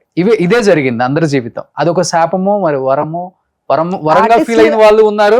పోన్లే, అట్లీస్ట్ మేమన్నా బతికున్నాము, మా పిల్లలన్నా హ్యాపీగా చూసుకుందాం, దేవుడు ఇచ్చిన ఒక వరంలా ఫీల్ అవుతారు. కొంతమందికి శాపంలాగా కూడా ఫీల్ అవుతారు. అది మీకు కూడా కొట్టింది. చాలా చోట్ల చాలా చెప్పుంటారు, కానీ వాట్ ఎగ్జాక్ట్లీ మీ లైఫ్ లో జరిగిందంటే ఏమని చెప్తారు అసలు ఈ రోజు? ఇది ఆర్టిస్టులకి ఒక శాపం అండి. చాలా మంది ఆర్టిస్టులు అంటే ఆర్టిస్టులో మాక్సిమం 100కి 95% ఫెయిల్యూర్సే ఉంటాయి. ఇప్పుడు మీరు అన్నట్టు 3 పెళ్ళిళ్ళు 4 పెళ్ళిళ్ళు, లేదా డబ్బు మనిషి, లేదా వ్యసనపరుడు, ఏదో ఒకటి ఇలాంటిదే. అలాంటి వాళ్ళు ముందే ఏం చేసుకుని ఉంటారు, చూసుకుని ఉంటారు, ఆపర్చునిటీ కోసం వెయిట్ చేస్తూ ఉంటారు. అలా అని తెలియక ఆర్టిస్టులు ఏంటంటే అండి, ఒక మూమెంట్ వచ్చాక ఎలాగ పెళ్లి చేసుకోవాలి, ప్లస్ అలసిపోతారు. అన్ని చూసుకోకుండా కొన్ని మాటలకి వేరే ఒక రకమైన మాటలు కూడా ఉంటాయి కదా. అలాంటి మాటలు పట్టడం కంటే పెళ్లి చేసుకొని ఉండటం ఉత్తమం కదా అన్న దీనికి కూడా పెళ్లి చేసుకున్నారు. నేను మెయిన్ గొప్ప గొప్ప సింగర్స్ ఉన్నారు. ఎల్లారీశ్వరి గారు పెళ్లి చేసుకోలేదు. అవును. అలా సో ఒకరితో ఒక మాట అంటే చెప్పాను కదా, ఈ గోకుళ్ళు ఇవన్నీ లేకుండా ఉండాలంటే పెళ్ళి అనేది ఉంటే దానికి ఒక ఫస్ట్ మనకు ఒక రక్షణ. అలాంటి దీనికి ఆ గోకుళ్ళు ఉండవు అన్నదానికి నేను టెంప్ట్ అయ్యా. ప్లస్ ఫస్ట్ థింగ్, పెళ్లి అనేది నా దృష్టిలో అసలు మగవాళ్ళు అంటే నాకు ఇష్టం లేదు. అది మా ఇంట్లో అందరికి తెలిసింది. అదే అడుగుదాం అనుకున్నాను. ఎందుకంటే జీవితాన్ని చదివిన మనిషి ఎవరైనా ఉన్నారంటే ఆర్టిస్టులలో పూజితా అంటుంటారు అందరూ. ఇంత అసలుకి సెటిల్డ్ గా ముందు ఏం జరుగుతుందో కూడా తనే ఓవర్ గా ఆలోచించి ఇది జరగకూడదు అని స్టెప్ వేయకుండా ఉండే వాళ్ళల్లో మీరు ఒకరు. అలాంటిది మీ జీవితమే ఇలా దీనికి ఒక రీజన్ ఉంది. చెప్పొచ్చో తెప్పకూడదో నాకు తెలియదు కానీ, షూటింగ్కి వెళ్తే ఒక్కరోజు కూడా నేను గొడవ లేకుండా ఇంటికి రాలేదు. ఓకే. అవి దెబ్బల దాకా కూడా వెళ్ళినాయి. నన్ను కొట్టలా, నేను కొట్టటమే. కొట్టడం, గొడవలు మీదేసుకురావటం. ఇలా అన్నప్పుడు మా నాన్నగారు ఒక మాట అన్నారు, ఏదో ఒక రోజు నిన్ను రేప్ చేసి చంపుతారు, మామూలుగా కూడా కాదు, లేనిపోనివన్నీ తెచ్చుకుంటున్నావు, డైలీ ఒక రోజు అంటే పర్లేదు, రోజు నువ్వు చేసి రావటం, నేను వెళ్ళి వాళ్ళ కాళ్ళు పట్టుకోవటం ఏంటిది అట్లా ఇట్లా. అప్పుడు నేను సెకండ్ థాట్కి వెళ్ళా, దీనికి ఏంటి పర్యవసానం, ఎండ్ ఏంటి, పెళ్ళి. ఆ మూమెంట్ ఎలాంటిదంటే, మా నాన్న ఏం చెప్పినా నేను వింటా. మా నాన్న కూచి, నేను breath of my dad. Shooting నాన్నగారే ఉంటారు? రారా? ఓకే. ఈ కోపిష్టిని ఎవరైనా చేస్తారని వస్తారు అక్కడికి, కానీ రారు. ఫస్ట్ వాళ్ళకి ఇండస్ట్రీ ఇష్టం లేదు, రారు, బట్ గౌరవిస్తారు. అయితే తను ఏం చెప్పినా, తను గాడిదని తెచ్చిపెట్టి దీన్ని చేసుకోను అంటే చేసుకుంటా, అంత ఇదనమాట. అని ఒక మనిషిని ఎవరినో ఒకరిని సెలెక్ట్ చేసుకోవాలి కదా అని తను ప్రపోజ్ చేస్తే, ఆంధ్రజ్యోతిలో పనిచేసేవాడు తను. సో ప్రపోజ్ చేస్తే అప్పుడు కూడా ఒక ఫ్రెండ్లీగానే చూసాం, లొకేషన్కి వస్తూ పోతూ ఉండేవాడు. తర్వాత వాళ్ళ పేరెంట్స్కి చెప్పి ఓకే అనిపించుకున్నాడు. తర్వాత వాళ్ళు ఎందుకో ఇండస్ట్రీ అమ్మాయి వద్దు అన్నారు. తర్వాత మేమిద్దరం పెళ్లి చేసుకున్నాం. అంటే అందరూ అందం చూసి, తోలు చూసి, ఫిగర్ చూసి వస్తారు, ఇది కాదు. అతను డబ్బు చూసి వచ్చాడు, డబ్బు కోసం వచ్చాడు. అంటే పెళ్ళైన రోజు నుంచి ఆడపిల్ల ఎవరి కోసం ఎదురు చూస్తుంది, మొగుడి కోసం ఎదురు చూస్తుంది. నేను మా నాన్నగారు ఇట్లా కూర్చునేవాళ్ళం ఎదురుగా. డాడీ నాకు నిద్ర వస్తుంది, పొద్దున్నే షూటింగ్ ఉంది, నేను పడుకుంటాను డాడీ, ఇంకా రాలేదు అంటే, వస్తాడమ్మా ఆగు, ఎందుకు ఒక 5 నిమిషాలు ఆగు. ఎవరు అప్పులోళ్ళు వచ్చేవాళ్ళు, ఇతను చేసిన అప్పుల వాళ్ళకి మేము అప్పులు కట్టేవాళ్ళం. You understand? అది ఎప్పుడు 3-4 రోజులకే, పెళ్ళైన ఒక 4 ఏళ్లకో 5 ఏళ్లకో కూడా కాదు, 3-4 రోజులకే. సన్నగా ఒక కుర్రాడిలాగా ఉండేవాడు. ఇంత డబ్బులు ఎలా అప్పు చేస్తాడు, ఏం చేసి ఉంటాడు ఈ డబ్బులు, ఎవరిని అడగాలి, ఏం తెలిసేది కాదు. అప్పుడు ఆంధ్రజ్యోతిలో చౌదరి గారు అని ఒక ఆయన ఉండేవారు. ఆయన మా డాడీకి ఫోన్ చేసి, పువ్వు లాంటి అమ్మాయిని తీసుకెళ్ళి ఎలాంటి చోటు పెట్టారు, అయిపోయింది అమ్మాయి లైఫ్ అని చెప్పారంట. నాకు అర్థం కాదు ఏంటంటే, ఇప్పుడు నేను తప్పు చేస్తున్నాను, ముందే మీకు తెలుసు కదా నేను తప్పు చేస్తున్నాను, అది తప్పు అనేది మీకు తెలుసు కదా, మరి ఎందుకు ముందు చెప్పలేదు? అయిపోయాక చెప్తారేంటి ఎవరైనా కూడా, ముందే ఎందుకు చెప్పరు? మీరు అడిగారు ఒక క్వశ్చన్, ఎంత జాగ్రత్తగా ప్లాన్ చేసుకుంటారు కదా మీరు కూడా ఎలా తప్పు చేశారు అని. మరి ఇంత చేసేటప్పుడు ఇది వీడిని చేసుకుంటే తప్పు, ఈ అమ్మాయి నాశనం అయిపోతుందని మీకు తెలుసు కదా, మీ దగ్గరే కదా పనిచేస్తున్నాడు. మా నాన్నకు ఫోన్ చేసి చెప్పేకంటే నాకే చెప్పు ఉండాల్సింది, లేదా ముందే చెప్పు ఉండాల్సింది. పెళ్ళి అవుతుంది అన్నప్పుడు ఎలా చెప్తారు? తప్పు కదా. మరి మీకు తెలిసి ఆజ్యం పోసినట్టే కదా. తెలిసిన వాళ్ళు కూడా ఎవరు చెప్పలేదు, ఆ అబ్బాయి మంచోడు కాదు అని చెప్పలేదు, వాడొక దొంగ అని చెప్పలేదు, 420 గాడు అని చెప్పలేదు, ఒక్క మోసం దగా తప్ప ఇంకేమీ లేదని ఎవరు చెప్పలేదు. ఎన్ని ఇయర్స్ లవ్ చేసుకున్నారు మీరు? ఎన్ని ఇయర్సా? అంత 6 నెలలేమో అండి. 6 నెలలే అంతే. మరి ఈ 6 నెలల్లో కూడా మీరు ఎవరిని అడగలేదు? 6 నెలల్లో కూడా జాగ్రత్త పడ్డాడు. అడిగే ఛాన్స్, ఇప్పుడు ఆంధ్రజ్యోతికి వెళ్ళి నేనేం అడుగుతానండి? ఆంధ్రజ్యోతి వాళ్ళకి నేను హీరోయిన్ని, సో నన్ను ఆ లెవెల్లోనే చూస్తారు. ఆంధ్రజ్యోతిలో నువ్వు ఎంప్లాయీవి, సో నిన్ను ఆ లెవెల్లోనే చూస్తున్నారు వాళ్ళు. కానీ వాళ్ళు చెప్పకూడదు అని అనుకోవటం తప్పు అంటాను. ఓకే. అంటే ఇప్పుడు నేను ఏమంటానంటే, మనకు ఇప్పుడు మీరు అన్నారు ఏమంటే అవి చెప్పేసి ముక్కుసూటిగా వెళ్తే 3 నిమిషాలే బాధపడతారండి. అది జరగకూడదు జరిగిందంటే మూడు తరాలకు బాధపడాలి జరిగిపోయిన తర్వాత. నేను అందుకే చెప్తా, తప్పు అనుకుంటావో, ఏడుస్తావో, గీలు పెడతావో, నేను ఇది చెప్పాలనుకుంటే నేను చెప్పేస్తా, హ్యాపీగా వెళ్ళిపోతా ఇంటికి. అంటే నేను నిజమే చెప్తా, అబద్ధం చెప్పను. అబద్ధం చెప్పేవాళ్ళు నాకు ఇష్టం ఉండదు, అన్యాయం చేసేవాళ్ళు నాకు ఇష్టం ఉండదు, మోసం చేసేవాళ్ళు నాకు ఇష్టం ఉండదు. మరి ఎందుకు పెళ్ళైన 3 రోజులకే ఆయన ఎలాంటి వాడు అని తెలిసినా కానీ మీరు ఆయనతో 18 సంవత్సరాలు జీవనం కొనసాగించి బిడ్డను కానీ ఎలా తెచ్చుకున్నారు? మరి మా నాన్నగారికి ఇచ్చిన మాట, డాక్టర్ అవ్వాల్సిన నేను డాక్టర్ అవ్వకుండా నేను ఇండస్ట్రీకి వస్తాను అన్నప్పుడు ఒక మాట తీసుకొని ఇండస్ట్రీకి పంపించారు. తప్పు చేయకూడదు, తలదించుకునే పనులు చేయకూడదు. ఏ రోజు కూడా డాక్టర్ కృష్ణ గారి అమ్మాయి ఇలా చేసింది అనే పేరే రాకూడదు. అలాంటి మాటలు పెళ్ళయిన తర్వాత సినిమా వాళ్ళకు మొగుళ్ళను వదిలేయటం ఆనవాయితీ, అలాంటి పని అస్సలు చేయకూడదు. ఇవన్నిటికీ నేను ఒట్టు పెట్టి వచ్చాను. నేను ఇంత కష్టపడుతున్నాను, ఇంట్లో పెట్టి తాళం పెట్టుకుపోయేవాడు. ఓకే, అలాంటి టైంలో మా పక్కింటి వాళ్ళు ఫోన్ చేసి మా అమ్మ నాన్నకి, ఒక ఫ్లవర్ అండి అమ్మాయి, అంటే నేను పూజలు ఎక్కువ చేస్తాను, భగవద్గీత నేను చెప్తా, అలాంటి అమ్మాయిని, అంత మంచి అమ్మాయిని అలాంటి చోట పెట్టారు మీరు, ఆ అమ్మాయి లోపల ఉంది. మా ఇంటికి ఇట్లా పైన కొంచెం ఓపెన్ ఉండేదన్నమాట, ఆ ఓపెన్లో నేను లోపల ఉన్నట్టు తెలిసేది. బయట తాళం ప్రకారం ఏంటి, ఇంటికి తాళం పెట్టింది, ఎవరు లేరని, అక్కడి నుండి చూసిన వాళ్ళు ఉన్నారు అని ఇంటికి ఫోన్ చేశారు నాన్నకి. అప్పుడు వచ్చారు వాళ్ళు. వచ్చిన తర్వాత మా డాడీ అన్నీ మాట్లాడి, నాన్న ఇట్రా కూర్చో, ఏంటి అంటే, నేను నాన్న డాడీ ఇవన్నీ అన్నాను. నన్ను మా నాన్నగారి పేరు రాధాకృష్ణ, ఒరే కిట్టిగా అనేదాన్ని, అలా పెంచుకున్నారు ఆయన నన్ను. ఏరా కిట్టిగా అంటే, ఊరెళ్ళిపోదాం నాన్న, బాబు నువ్వు నేను, ఎందుకో అన్నీ ప్యాక్ చేసుకో వెళ్ళిపోదాము, ఇక్కడ వద్దు, నువ్వులా లేవు. నేనులా లేను, ఇప్పుడు కాదు, ఎప్పుడో నుంచో లేను నేను, కానీ రాను. డాక్టర్ రాధాకృష్ణ గారికి నేను మాట ఇచ్చాను, నేను మాట తప్పలేను, అంతే, అలాగే భరించాను.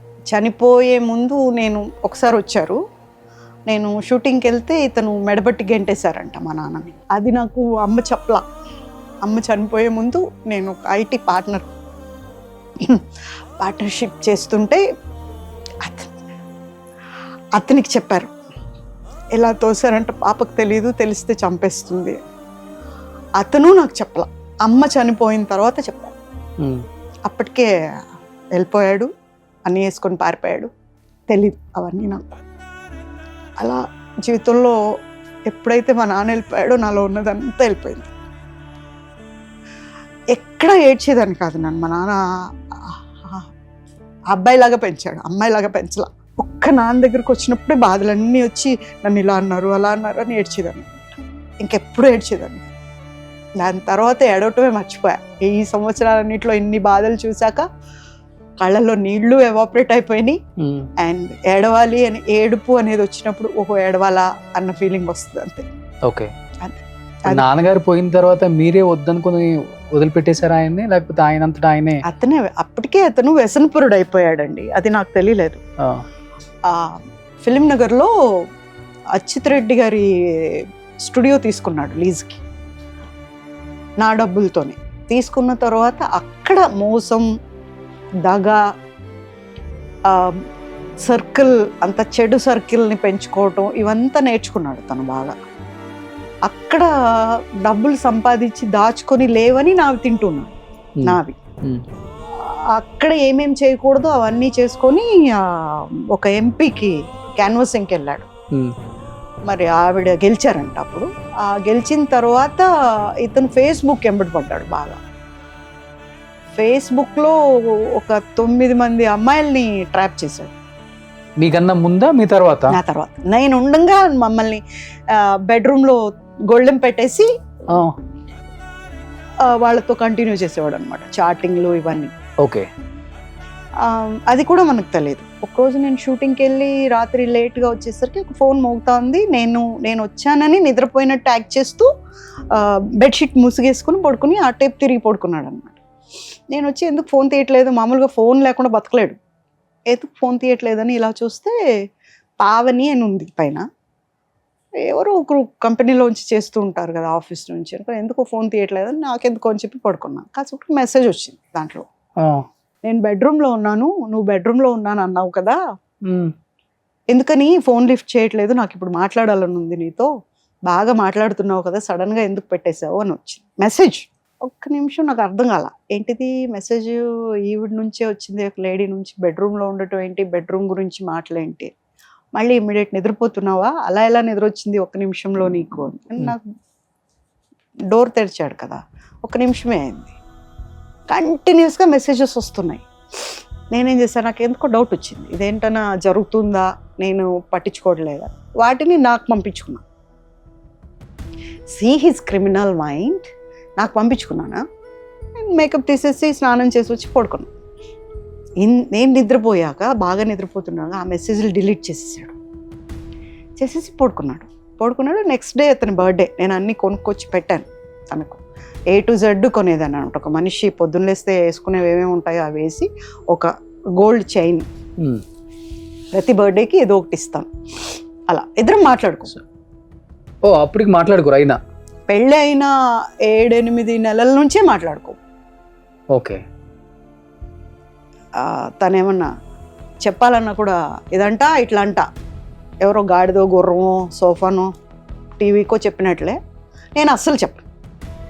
ఎవరైనా వస్తే డైరెక్ట్గా మాట్లాడుకో అంటాను అంతే. అట్లా ఇతను అప్పులు చేసినప్పుడు నేను భగవద్గీత చదవటానికి పైకి వెళ్తే ఫస్ట్ ఫ్లోర్లో ఉండేవాడు. 3rd ఫ్లోర్కి వెళ్ళేసరికి గొళ్ళెం పెట్టేసి వెళ్ళా బయట, నేను లేడు, 1 గంట 2 దాకా లేవుడు అనమాట. మార్నింగ్ 3-4కి వస్తాడు. నేను వెళ్ళేసరికి వాడు ఎవడో వచ్చి తలుపు తీసేసి లోపల ఉంటాడని తెలిసాము, మరి లోపలికి వెళ్ళి ఉతికేసి వెళ్ళాడు అంటాడు, బాగా కొట్టేశాడు. అంతకుముందు ఒక యాక్సిడెంట్ అయింది.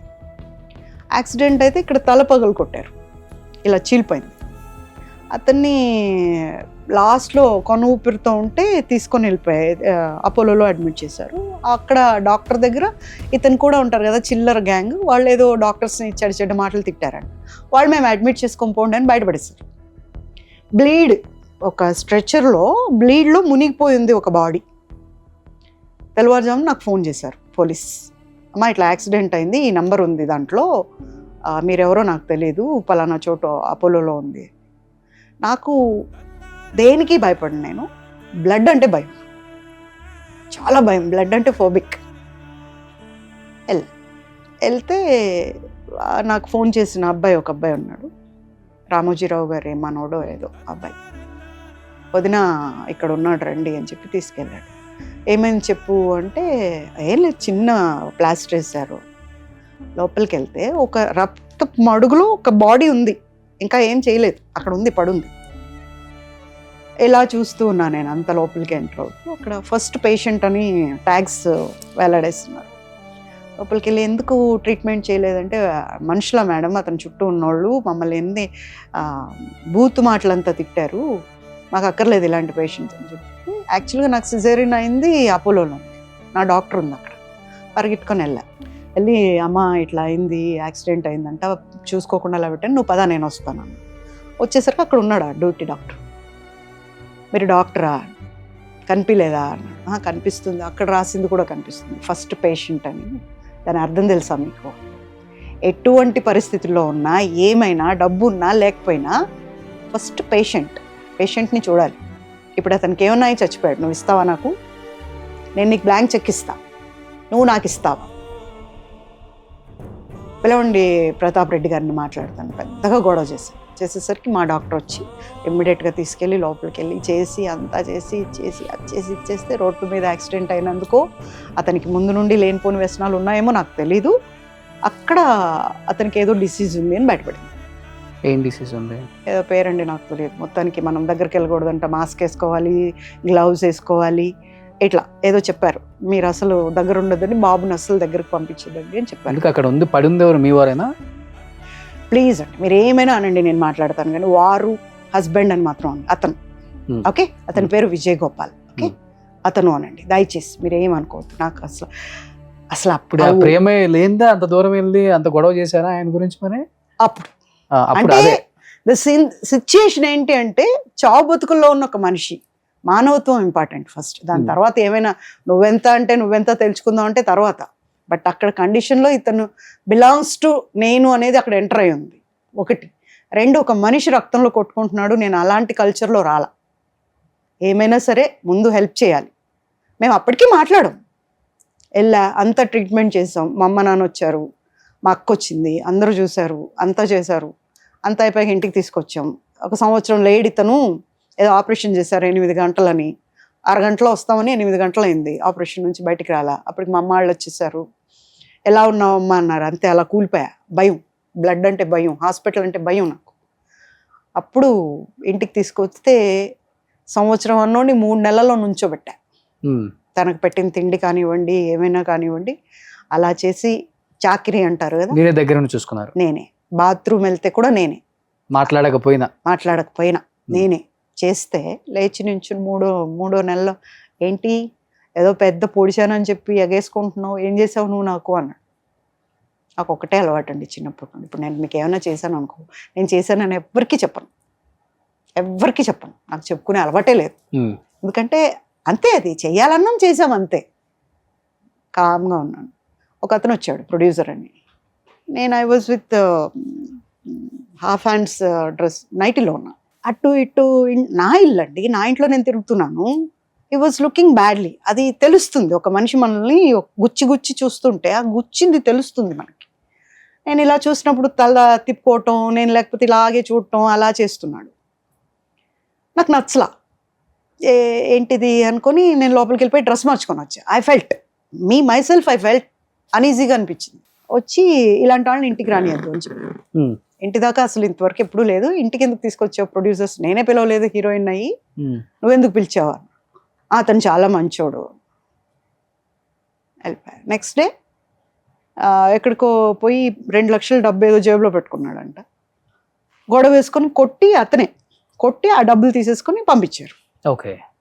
మళ్ళీ ఇంటికి వచ్చాక అక్కడ చెప్పటం, వాళ్ళు వీళ్ళు గొడవలు పెట్టడం వాళ్ళకి, నువ్వు రారా చూసుకుంటావంటే ఒక్కడే వెళ్ళాడు. మళ్ళీ ఉతికి పంపించారు. ఆల్రెడీ కట్టుల్లో ఉన్నాడు, ఇంకా కోలుకోలేదు. 3 నెలలు అయింది, లేచి నుంచున్నాడు, తిరుగుతున్నాడు. మళ్ళీ వాడిని రెచ్చగొట్టాడు. రా అంటే చూసుకుందామని వెళ్తే మళ్ళీ కొట్టి పంపించారు. మళ్ళీ బ్లడ్ వచ్చి నాకు ట్రీట్మెంట్ ఇప్పి అంటే హాస్పిటల్లో ఏమని చెప్పాలి, ఇంకా వచ్చావు ఏమని చెప్పాలి, పరువు ఉండాలా కొంచెం అయినా. నాకు నువ్వు ట్రీట్మెంట్ ఇవ్వమంటావు, నేను ఎందుకు ఇస్తాను ట్రీట్మెంట్? ఏ మందు పడుతుందో ఏ మందు పట్టదో అంటే, నేను చదువుకోను డాక్టర్ని, ఇంట్లో అందరూ వాళ్లే కాబట్టి దేనికి ఏం వాడతాం అనేది బాగా తెలుసు, ఏం చేస్తాం. కానీ అలా అని ధైర్యం మాత్రం ఎప్పుడు చేయం, సొంత వైద్యం చేయకూడదు. మెడికల్ స్టోర్కి వెళ్ళి మెడికల్ స్టోర్ వాడిని అడిగి నాకు నొప్పులు ఉన్నాయి, ఇక్కడ ఉంది అని చెప్పి వాటికి ఏమేమి వేసుకుంటారో అలాంటి మందులు తెచ్చుకొని తిన్నాడు, హాస్పిటల్కి వెళ్ళకుండా. Okay. These kind of person. And there is no humanity at all. Humanity అనేది నేను కాదు, పసిపిల్లాడండి. మా బాబు బాగుంటాడు, ముద్దుగా ఉంటాడు, బొద్దుగా ఉంటాడు, బాగుంటాడు. ఎవరైనా ఒక్కసారి చూస్తే కళ్ళు తిప్పుకోరు, బాబుని ముట్టుకోకుండా అవుతారు. అలాంటిది బాబు కోసం కూడా స్పందించలేదు అంటే ఎందుకండి జన్మ? ఒక్కరోజు కూడా వెనక్కి తిరిగి చూడలా.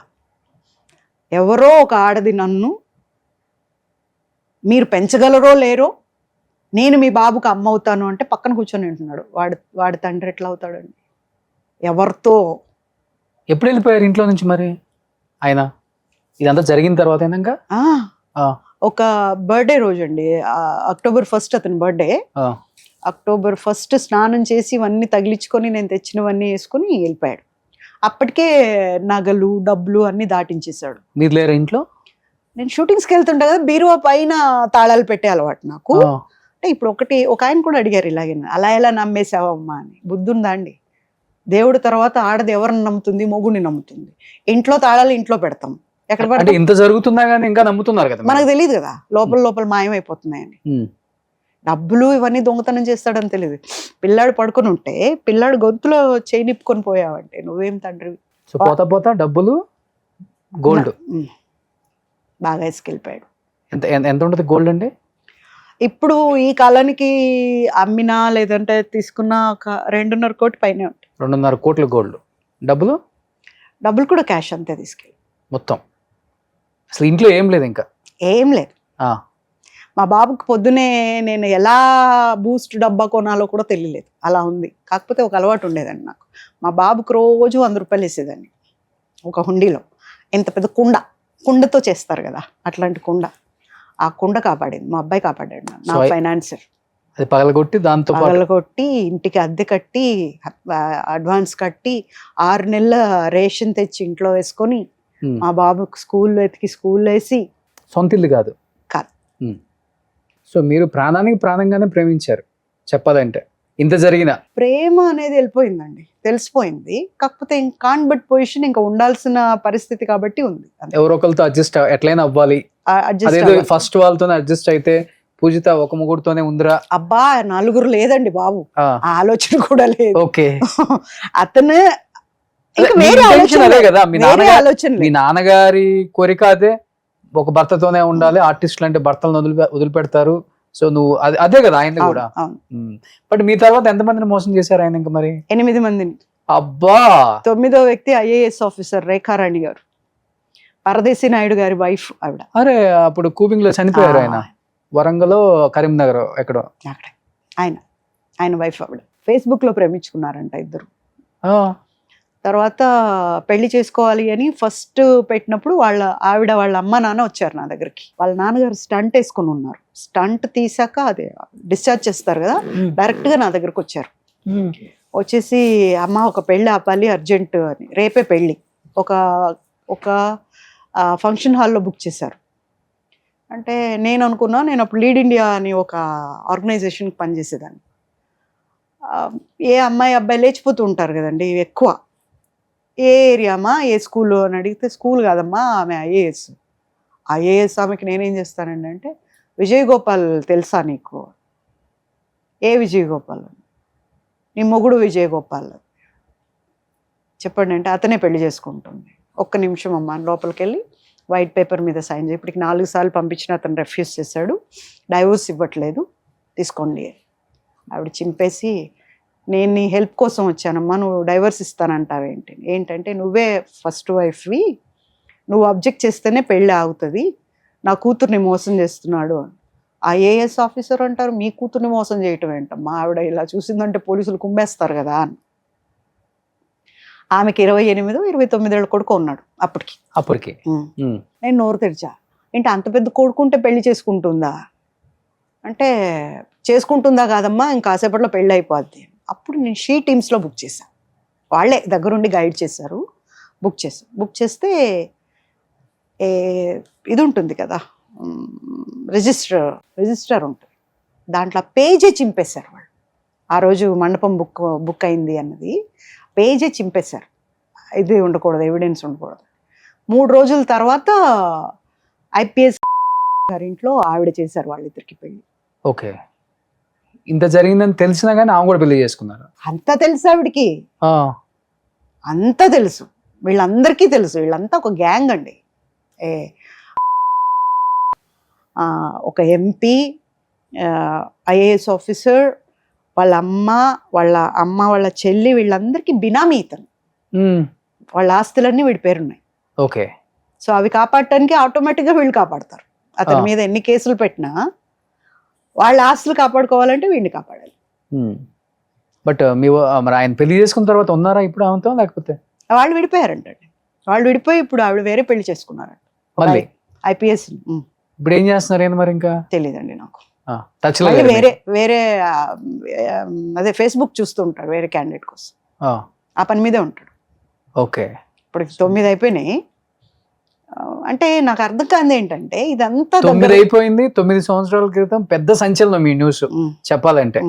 సో నన్ను చంపడానికి సిద్ధమైపోయారు, నాకు తండ్రి లేరు, తల్లి లేరు, ఉన్న ఒక బ్రదర్ కూడా చనిపోయారు, ఉంది ఒకే ఒక అక్క, ఆమె కూడా టచ్లో లేరు, ఎప్పుడు ఏం జరుగుతుందో తెలియదు, నన్ను ఏ టైం అయినా కానీ వాళ్ళు మర్డర్ చేయొచ్చు అని కూడా మీరు అప్పుడు మీడియాకి ఎక్కారు, నాకు గుర్తుంది.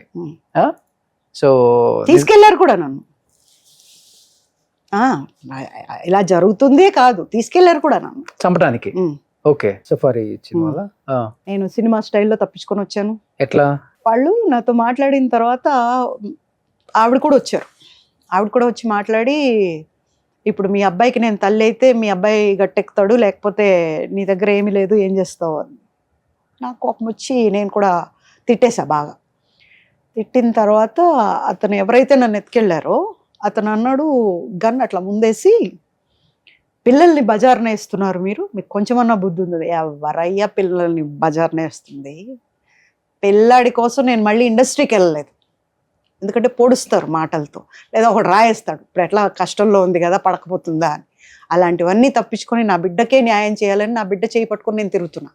వాడి కడుపు నిండటానికి నేను కడుపు కాల్చుకొని ఉంటున్నా. I feel very great. మా అబ్బాయి కోసం నేను చేస్తున్నా అంటే నా కళ్ళల్లో ఆనందం ఉంది. నా కొడుకు న్యాయం చేస్తున్నాను అన్న తృప్తి ఉంది. ఎవరు చేస్తున్నారు అన్యాయం? ఆమె చేస్తుంది అన్యాయం. 29 ఏళ్ల కొడుకు హ్యాంగ్ చేసుకుంటుంటే దింపలేకపోయింది ఆవిడ తల్లే.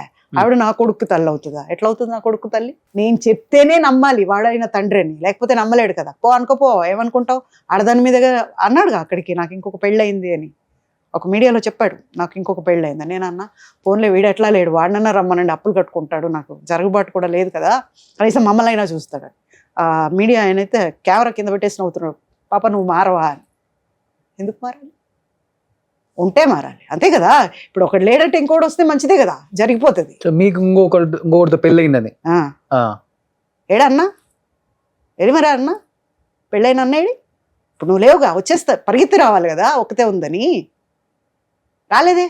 మగాడి చేసే ఒకే ఒక పని అండి, ఒక నిందంటూ వాడి నిజస్వరూపం బయటికి వచ్చింది అంటే ఇంకా నిందేసే తప్పించుకోవాలి. ఎలా తప్పించుకుంటాడు? లేకపోతే నిందలేంది బొందిపోదు, వేయాలి కాబట్టి వేసాడు నా మీద. నేను ఒకటే అన్నా, రమ్మనండి పోనీ, ఇప్పుడు ఇతను లేడు కదా, ఫ్రీ వేకెన్సీ ఉంది, రమ్మనండి, నాకు ఇష్టమైతే యాక్సెప్ట్ చేస్తా కదా. ఎవడోడు రాలేదే. ఎన్ని రోజుల నుంచి నా కష్టాన్ని నమ్ముకొని, ఆ కష్టంలో నేను మా అబ్బాయికి ఫీజు కట్టేటప్పుడు అండి ప్రతిసారి నేను ఏడ్చేదాన్ని. మా కర్మకు తగ్గట్టు 10వ క్లాస్లో బాబుకు ఒక ప్రాబ్లం వచ్చింది, స్కూల్ వాళ్ళది ప్రాబ్లం, కానీ మా అబ్బాయి ఉన్నాడు దాంట్లో.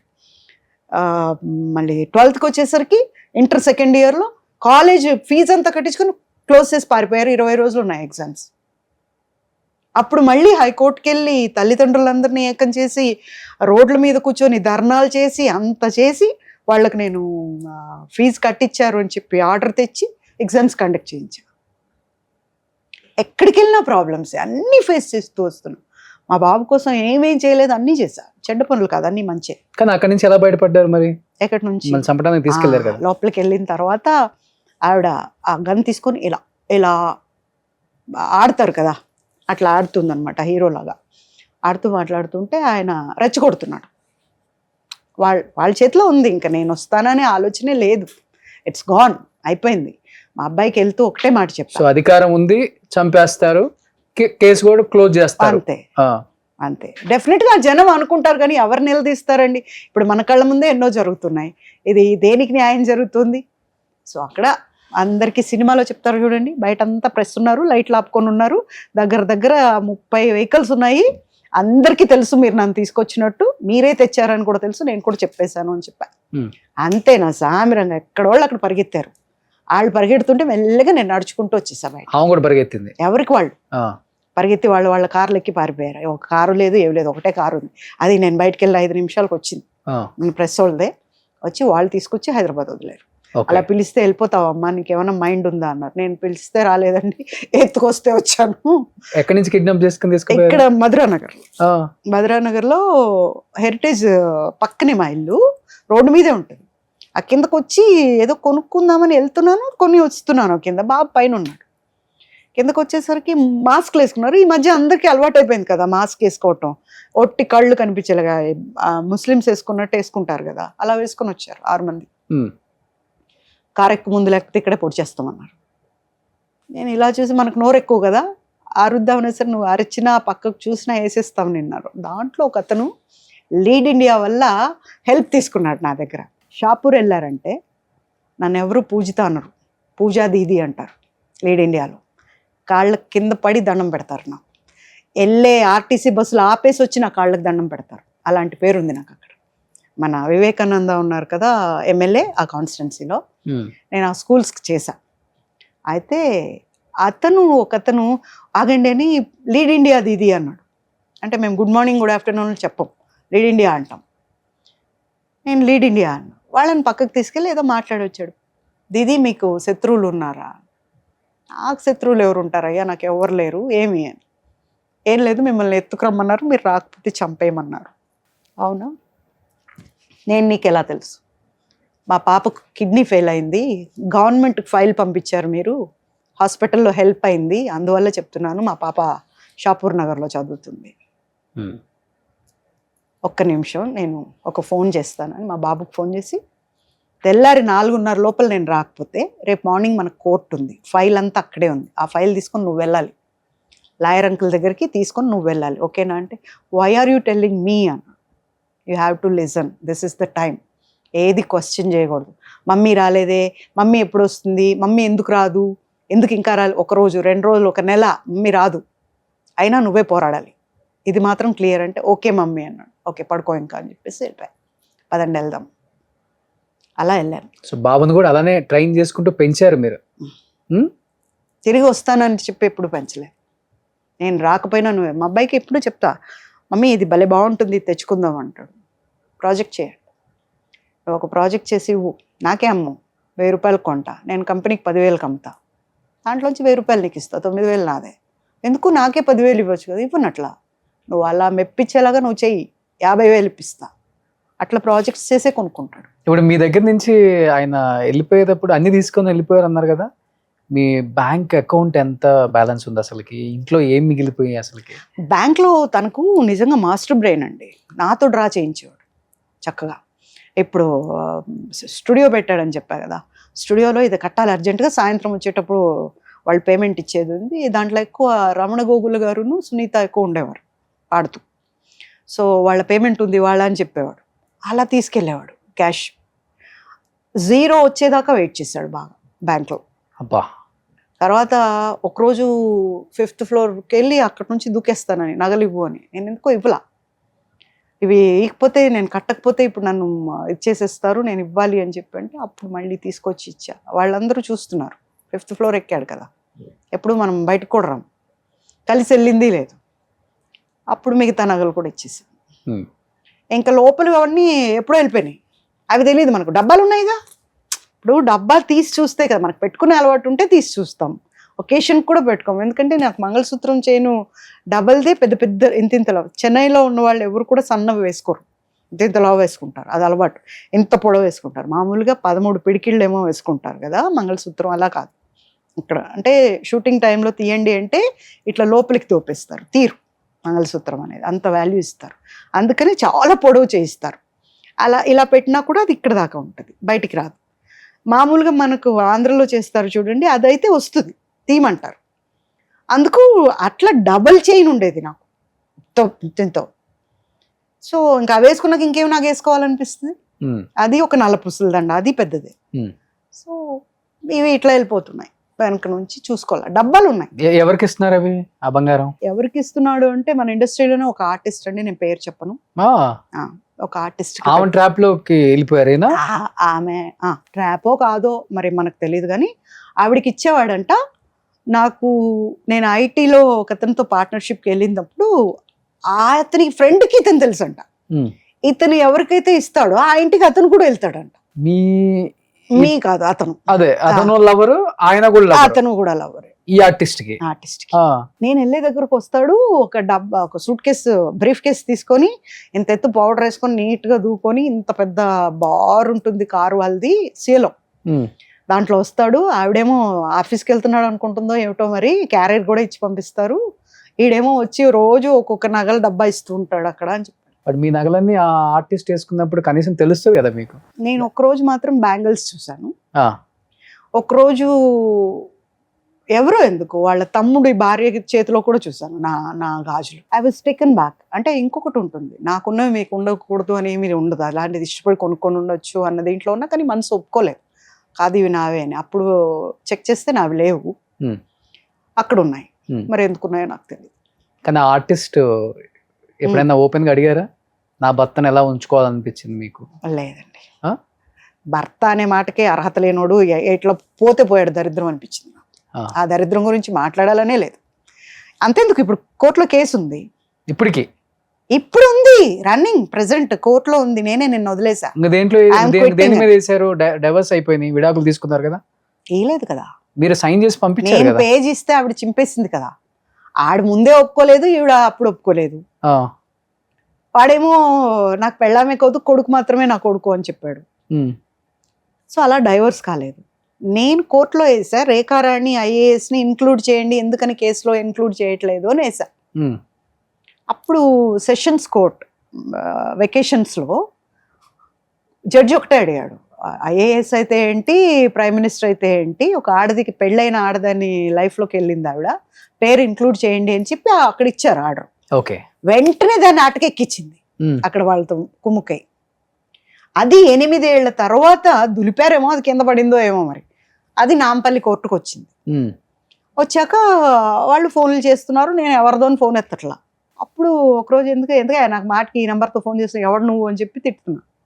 తిడితే అప్పుడు నేను కానిస్టేబుల్ అండి, ఇట్లా మీ కోర్టుకు వచ్చింది కేసు, మీరు రండి అని. ఏం పొడిచారని 8 ఏళ్లలో ఇప్పుడు నేను వచ్చి పొడిచేది ఏముంది, నేను రాను, కొట్టేసేయండి అని చెప్పా. ఉమ్, కాదు మేడం మీకు న్యాయం జరుగుతుంది రండి అన్న. సరే చూద్దాం అసలు ఏంటి పరిస్థితి అని వెళ్ళా. 1.5 year వెళ్ళా. మొన్న పోయిన నెల అనుకుంటా పీపీ గారిని అలర్ట్ చేస్తే ఆయన అన్నారు, అమ్మా దీంట్లో ఎవిడెన్స్లు ఉంటాయి కదా, ఎవిడెన్స్లు ఒరిజినల్ ఇస్తే నువ్వు కేసు గెలుస్తావు అన్నాడు. మరి నేను కేసు పెట్టినప్పుడు ఇచ్చిన ఒరిజినల్స్ ఒకసారి ఉంటాయి కదా, రెండోసారి ఒరిజినల్స్ ఎలా వస్తాయి? హౌ యూ ఎక్స్పెక్ట్, ఎలా వస్తాయి అసలు? ఏం ఒరిజినల్స్ ఇచ్చారు అప్పుడు? ఫొటోస్, పెళ్లి ఫొటోస్ కానీ, మీ పెళ్లివి? ఆ, బాబు ఫొటోస్, ఫంక్షన్ ఫోటో కానీ, ఏమంటారు అది సీమంతం ఫోటోలు కానీ, మేమిద్దరం కలిసి ఉన్నవి కానీ, ఎక్కడెక్కడికి వెళ్ళినప్పుడు ఉన్నాయి, అవన్నీ ఇచ్చాను. అవన్నీ పెట్టుకున్నారు. ఏదైనా తప్పు ఉండొచ్చండి, రేషన్ కార్డు తప్పు ఉంటుందా?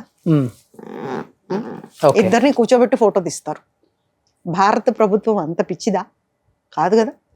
ఆ ఫోటో కూడా ఇచ్చాం. ఉమ్, మళ్ళీ యాక్చువల్గా వాళ్ళు ఏమంటారంటే, మిమ్మల్ని నాకు హోంవర్క్ ఇస్తున్నారు, కేసు నేను పెట్టా, ఎందుకు వీళ్ళందరూ సిట్టింగ్లో ఉన్నారు కదా, ఐఏఎస్లు ఐపీఎస్లు ఎంపీలు వీళ్ళందరూ సిట్టింగ్లో ఉన్నారు. ఏం చేసినా డీజీపీ దగ్గరికి వెళ్తే రిపోర్ట్ తీసుకోరు, అక్కడి నుంచి పరిగెట్టాలి. పోలీస్ స్టేషన్కి వెళ్తే పోలీస్ స్టేషన్లో ఎవరు ఉండరు.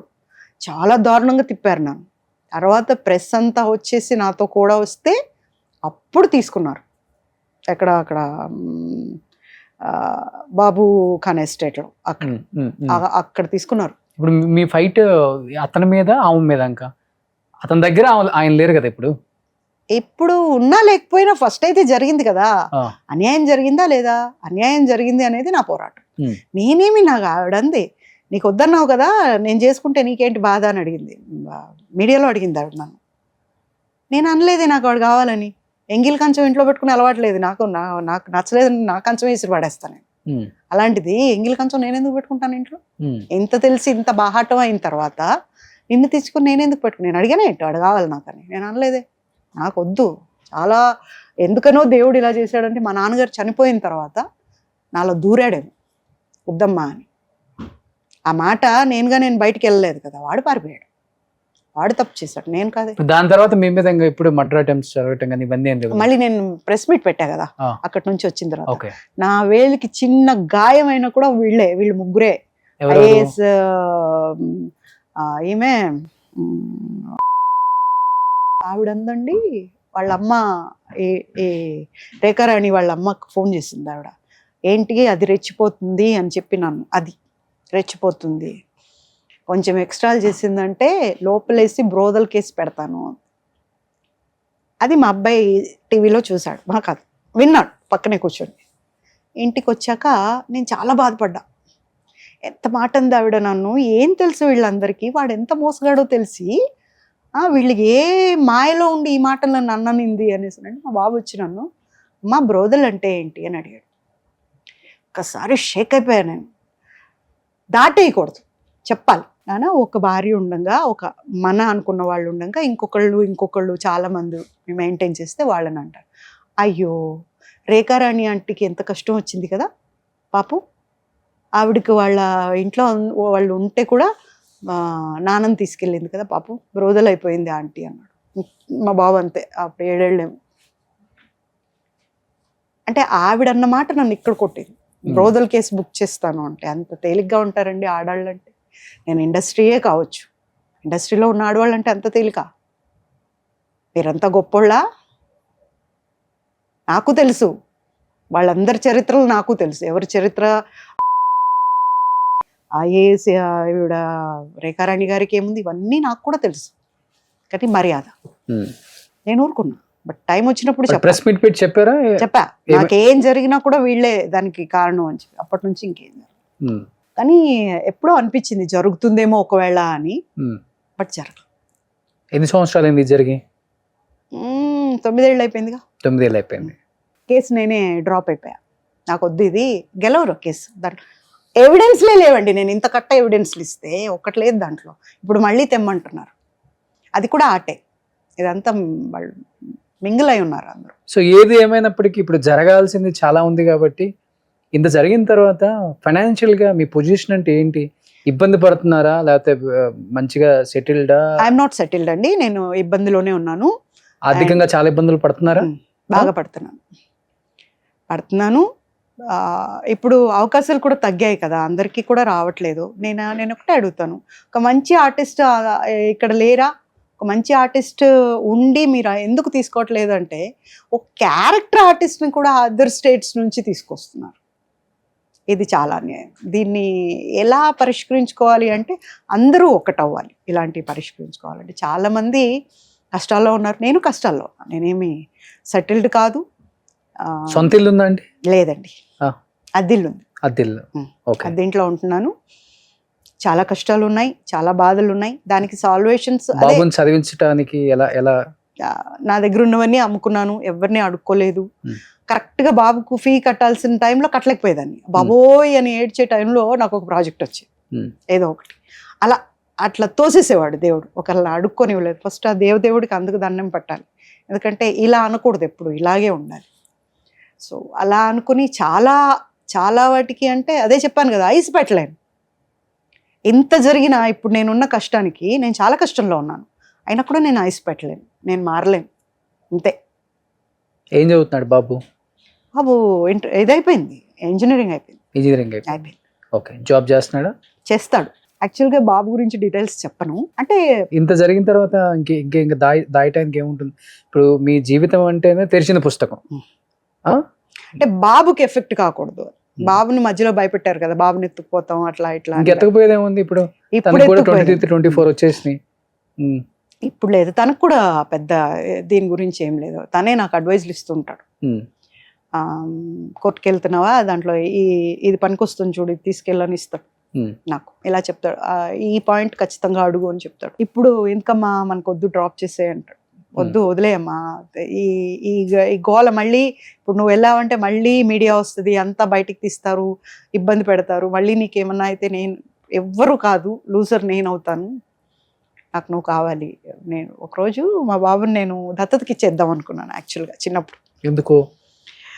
ఇట్లా అటాక్లు అంట, అవంట ఇవంట ఇవన్నీ చూసి ఏమో నిజంగానే నేను పెంచలేనేమో, వాళ్ళు ఎవరో ఎత్తుకుపోవటం ఏంటి, నాకు తెలిసిన వాళ్ళకి ఇద్దామని, బాంబే వాళ్ళకి ఇద్దామని వాళ్ళతో మాట్లాడా. వచ్చారు. ఇలా నేను కూర్చున్నా. నేను తల్లి ఎంతైనా కూడా ఆగట్లేదు. మా బాబు ఇట్లా వెనకాల కర్టన్ ఉంటే కర్టన్ దగ్గర నుంచి ఇట్లా బట్టి చూస్తున్నాడు అన్నమాట. అంతా మాట్లాడేసా. ఎంత వాళ్ళు ఆస్తి అంతా బాబు పేరట పెట్టేస్తామన్నారు. నేను రాకూడదు అన్నారు, ఎప్పుడూ రాకూడదు అన్నారు. సరే అన్న, ఒకసారి నేను లోపలికి వెళ్ళి వస్తాను. ఓకే అన్నారు. వచ్చా, ఇంకా సైన్ చేసుకోవాలి ఇద్దరం. మా బాబు వచ్చి ఇట్లా గట్టిగా పట్టుకున్నాడు నన్ను. ఇక్కడికి ఉంటాడు కదా, ఇట్లా పట్టుకొని మమ్మీ అన్నాడు. ఏనన్నా అంటే, నన్ను వాళ్ళకి ఇచ్చేస్తావా మమ్మీ? నేను వద్దా నీకు? నేను ఏం చేశాను మమ్మీ? నేను బాగా చదువుకుంటా మమ్మీ, నన్ను ఇచ్చేయద్దు మమ్మీ, నేను నీతోనే ఉంటాను. అంతే. సారీ, నేను ఇవ్వలేనండి, నేనే పెంచుకుంటా మా బాబుని. నేను ఎన్ని కష్టాలైనా పడతా కానీ మా బాబుని ఇవ్వను అని చెప్పి ఆ బుజ్జి చేతులు పట్టుకున్నాయి చూడండి. ఆ ఫీల్ ఈ రోజు కూడా నాకు ఎప్పుడైనా బాబుని కోప్పడతాను కదా, టక్కున అది గుర్తొస్తుంది. ఇలా పట్టుకొని నన్ను తిడతావా మమ్మీ అన్నట్టు అనిపిస్తుంది అనమాట. సో అంతే, ఇవ్వలేకపోయా. దానికోసం ఈ జన్మకి ఇంకెంతే, మా బాబు తప్ప ఇంకేం లేదు, ఏ ఆలోచన లేదు. మన ఎవరో అడిగారు, ఆమె ఎవరో సింగర్ పెళ్లి చేసుకుంది, ఈమె ఎవరో ఆర్టిస్ట్ పెళ్లి చేసుకుంది, ఒకరికొకరు తోడు ఉండాలి చివరిది. ఎందుకండి తోడు? ఇద్దరు ఉన్నారుగా. బోర్ కొడితే ఒక నిమిషం ఫోన్ చేసి బాగున్నారా అంటే మీరు మాట్లాడతారుగా. ఇంకా బోర్ ఎక్కడి నుండి వస్తుంది? అక్కర్లేదు, చాలు. ఈ లైఫ్కి ఒక్కసారి పడేంత తప్పు నేను చేయలేదు. మరి ఏ జన్మలో చేశానో నాకు తెలియదు, కానీ చాలా పడ్డాను. చాలా అంటే కొన్ని చెప్పడం కూడా రాలేదు నాకు. అలా అలా అలా పెంచలేదు అమ్మ నాన్న. ఒక రౌడీలాగా పెంచారు నన్ను. రౌడీలాగే ఉన్నా, ఇప్పటికీ అలాగే ఉంటాను. కానీ పడ్డా. ఎందుకు పడ్డానో ఇప్పటికీ అర్థం కాదు. ఏమో ఎప్పుడో చేసుంటాను తప్పు, అందుకనే పడ్డానేమో. కానీ ఇంకా పడే ఓపిక లేదు, పడకూడదు అనుకుంటున్నా. ఇంకా వీటికి అంతటికి ఫుల్ స్టాప్ పెట్టి నాకున్నంతలో నాకు వస్తుంటాయి కదా క్యారెక్టర్స్, అవి చేస్తూ మర్చిపోవాలి, అక్కడే పోవాలి ప్రాణం, అంతే. ఇంకే ఆలోచన లేదు. గ్రేట్ అండి. సింగిల్ పేరెంట్ కష్టాలు వాళ్ళు వీళ్ళు చెప్తుంటే వింటాం, కానీ ఇలా రియల్గా చెప్తుంటే ఆగట్లేదు ఎమోషన్గా నాకు కూడా అస్సలకి. ఎక్కడికైనా వెళ్తే ఇద్దరు గుడికి వెళ్ళినప్పుడు బిడ్డను మధ్యలో పెట్టుకొని ఇలా పట్టుకొని వెళ్తుంటారు. అలాంటివి చాలా చూసుంటాడు మా బాబు. ఆ చిన్న మనసులో ఎంత సంఘర్షణ జరిగి ఉంటుందో అప్పుడు అది ఊహించుకుంటాను.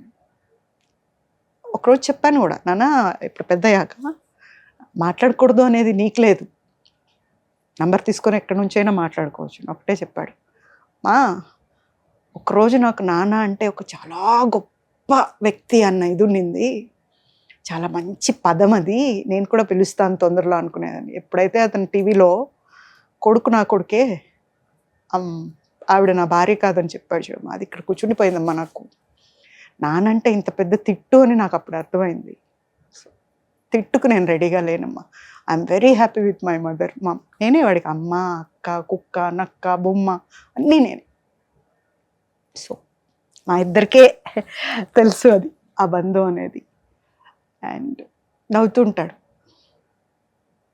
నేను కొంచెం డల్గా ఉన్నా తను తట్టుకోలేడు.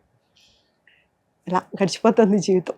ఒక ఇంత పెద్దది నాకు రాసి ఉంది అని నాకు తెలియదు. ఆడుతూ పాడుతూ ఏదో చిల్లరగా రౌడీగా ఉంటాను కదా, ఆకతాయిగా ఉంటాను కదా, అల్లరి చేస్తూ ఉంటాను ఎక్కువ. ఇప్పటికీ అల్లరి చేస్తూ ఉంటాను, సెట్లో కూడా అలాగే ఉండేదాన్ని. నాలో ఉన్న నన్ను చంపేసింది, నా ఒరిజినాలిటీ అనేది చచ్చిపోయింది. పూజిత అనేది ఇప్పుడు నిజంగా ఒక యాక్టింగ్ ఏమో అనిపిస్తుంది.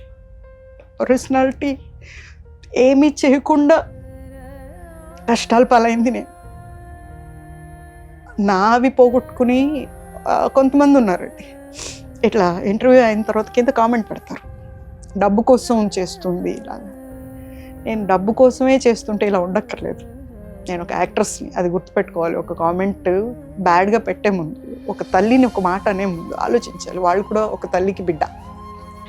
గబుక్కుని ఒక మాట అనే ముందు తప్పది. నేను నా బిడ్డ గురించి తప్ప ఎవరి గురించి మాట్లాడను, ఎవరిని నేను ఎత్తేను. నేను చాలా పడ్డాను, వాళ్ళ గురించి కూడా నేను మాట్లాడను. బట్ ఒకరిని అనే ముందు మాత్రం కంట్రోల్లో ఉండాలి ఎప్పుడు కూడా. అలా అనకూడదు, తప్పు. ఆ తప్పు తల్లిదండ్రులు కూడా నేర్పాలి, అలా చేయకూడదు, అలా అనకూడదు అనేది. నేను ఒక అడ్వకేట్ పెట్టాడు నాకు, ఎవరో చదువుకొనివాడు ఒక రోగ్ పెట్టాడు అంటే మాట్లాడచ్చు. ఇదంతా డబ్బుల కోసం చేస్తుంది, నా దగ్గరకు వస్తే నేను డబ్బులు ఇప్పిస్తాను అనేసి. ఏ ఇన్సిడెంట్ జరిగి 9 ఏళ్ళు అవుతుంది. 9 ఏళ్ళ నుంచి నేను ఏ ప్రాజెక్టులు చేశానో, ఏమేమి ఖర్చులు ఉంటాయో, నాకు ఎలా కష్టపడి కట్టానో నాకు ఇచ్చిన వాళ్ళకి తెలుసు. నేను ప్రాజెక్టులు చేస్తే, నేను హాస్పిటలైజ్ అయినప్పుడు ఐ థింక్ 6 lakhs సంథింగ్ అయింది. అప్పుడు నేను బాబుకి ఏదో కట్టాలి, అది కట్టకుండా మా అబ్బాయి తీసుకెళ్ళి అది కట్టాడు హాస్పిటల్కి. నేను తిట్టా, ఈరోజు కాకపోతే రేపైనా ఎవరో అందరూ పోవాల్సిందే, పోతాం అంతే, ఇది ఎందుకు కట్టావు, నీకు ఇంపార్టెంట్ అని. నీకంటే నాకు ఏది ఇంపార్టెంట్ కాదమ్మా అని చెప్పి కట్టాడు. తర్వాత మళ్ళీ నేను ప్రాజెక్ట్ చేసి దాన్ని తెచ్చి మళ్ళీ నేను మా బాబుకి కట్టాను. అంటే ఒక గొప్ప ఇదేంటంటే, ఇంత దీంట్లో కూడా నాకేం హెల్ప్ రావాలని కోరుకోలేదు నేను. అండ్ నేను అడుక్కోలేదు, అది చాలా కష్టమైన పని. నేను అడుక్కోలేదు, ఒక అమ్మగా నేను అడుక్కోలేదు. మా అబ్బాయి ఎప్పుడు కూడా అమ్మ వచ్చింది, అమ్మ తెచ్చేసింది, అంతే, ఇంతవరకే. ఒకరు ఇచ్చారు, మనం తీసుకున్నాము అనే మాట రాలేదు. చిన్న చిన్నవి ఉంటాయి కదా, వెండి అంట, చిన్న బంగారం అంట, ఏమైనా ఉంటాయి కదా, అవన్నీ అమ్మేశాను. అంటే పెట్టుకుంటే చూడాల్సింది ఏం లేదు, మా అబ్బాయిగా నేను ఎలా ఉన్నా చూస్తాడు. మామూలుగా జీన్స్లో ఉంటాము, ఏం పెట్టుకుంటాం? అప్పుడు ఇంత ఉన్నప్పుడు చీరలు కట్టినప్పుడు పెట్టలేదు, మనకు అలవాట్లేదు. ఇప్పుడు ఏం పెట్టుకుంటాం? ఇప్పుడు మా అబ్బాయి బాగుండాలి అంతే. సో అందుకని ఇంట్లో ఉన్న సిల్వర్ గోల్డ్ అంత చిన్న చిన్నవి కూడా అమ్మేసుకున్నారు. అంత అమ్మేశాను. కారు ఉందా? ఉంది. ఓకే. షూటింగ్కి వెళ్ళడానికి ఇబ్బంది అవుతుంది కదా ఇబ్బంది అది కూడా అమ్మేస్తాను అన్నాను. బాబు ఎలా వెళ్తావమ్మా, వద్దు నీకు అలవాట్లేదు కదా అంటే. నేను ఇండస్ట్రీకి వచ్చిన తర్వాత 3 నెలల్లోనే కారు కొనిపెట్టారు నాకని మా నాన్నగారు. అప్పటి నుంచి ఇప్పటి వరకు కార్ లేకుండా వెళ్ళలేదు. సో ఈ మధ్య ట్రైబర్ తీసుకున్నాను 7 సీటర్ది. ఒక సినిమా తీయచ్చు మీది కదా ఆ? అనుకుంటూ ఉంటాను నేను కూడా అప్పుడప్పుడు. ఇదంతా పేపర్ మీద పెట్టేస్తే ఒక కథ అయిపోద్ది అని. మంచి కథ. కానీ ఎవరైనా కానీ ఇండస్ట్రీలో చాలా మంది ఆర్టిస్టులు ఉన్నారు, లేడీ ఆర్టిస్టులు సపోర్ట్గా నిలబడి, అంటే ఫైనాన్షియల్ టైంలో కానీ లేకపోతే మోరల్ సపోర్ట్ అదే కావాలి ఇండస్ట్రీలో. ఎవరైనా అదే ఎక్స్పెక్ట్ చేస్తాం. నా వెనక వీళ్ళు ఉన్నారు, ధైర్యం చెప్పేవాళ్ళు నా ఫ్రెండ్స్ అని. ఎవరు లేరా మీకు? ఎవ్వరు? నాకు ఫ్రెండ్ అంటే మా అక్క వాళ్ళ పాప ఉంటుంది, అదే తిరుపతిలో సొంత అక్క? అక్క అంతే. డాక్టర్. సో వాళ్ళు టచ్లో ఉన్నారు ఇప్పుడు? వాళ్ళిద్దరే నా ఫ్రెండ్స్. ఏమున్నా చెప్పుకుంటాం, మాట్లాడతాం. కంట్లో నీళ్ళు వచ్చినా, ఒంట్లో చెమట వచ్చినా ఏదైనా వాళ్ళతోనే పంచుకుంటారు. బాబు అంతే, అంతే, ఇంకేం లేదు. ఫ్యామిలీగా చూసుకుంటే నేను బాబు, అదో నన్ను చూసుకుంటూ ఒక్కొక్క పిల్ల, నా కూతురు, అంతే. This is my. సో ఇప్పుడు బాబు హ్యాపీ, చదువు అయిపోయింది, he's happy and he's enjoying his life which I want.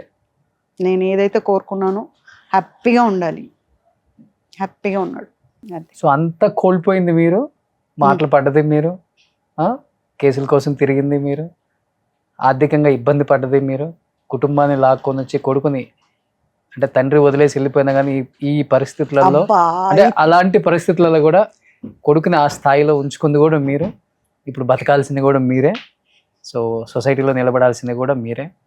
ఇన్ని ఓడిపోకుండా గెలిచి ఇంత దూరం వచ్చారు కాబట్టి ఇంక ఇప్పుడు కూడా గెలుస్తారు, ఇంకా గెలుస్తూనే ఉంటారు.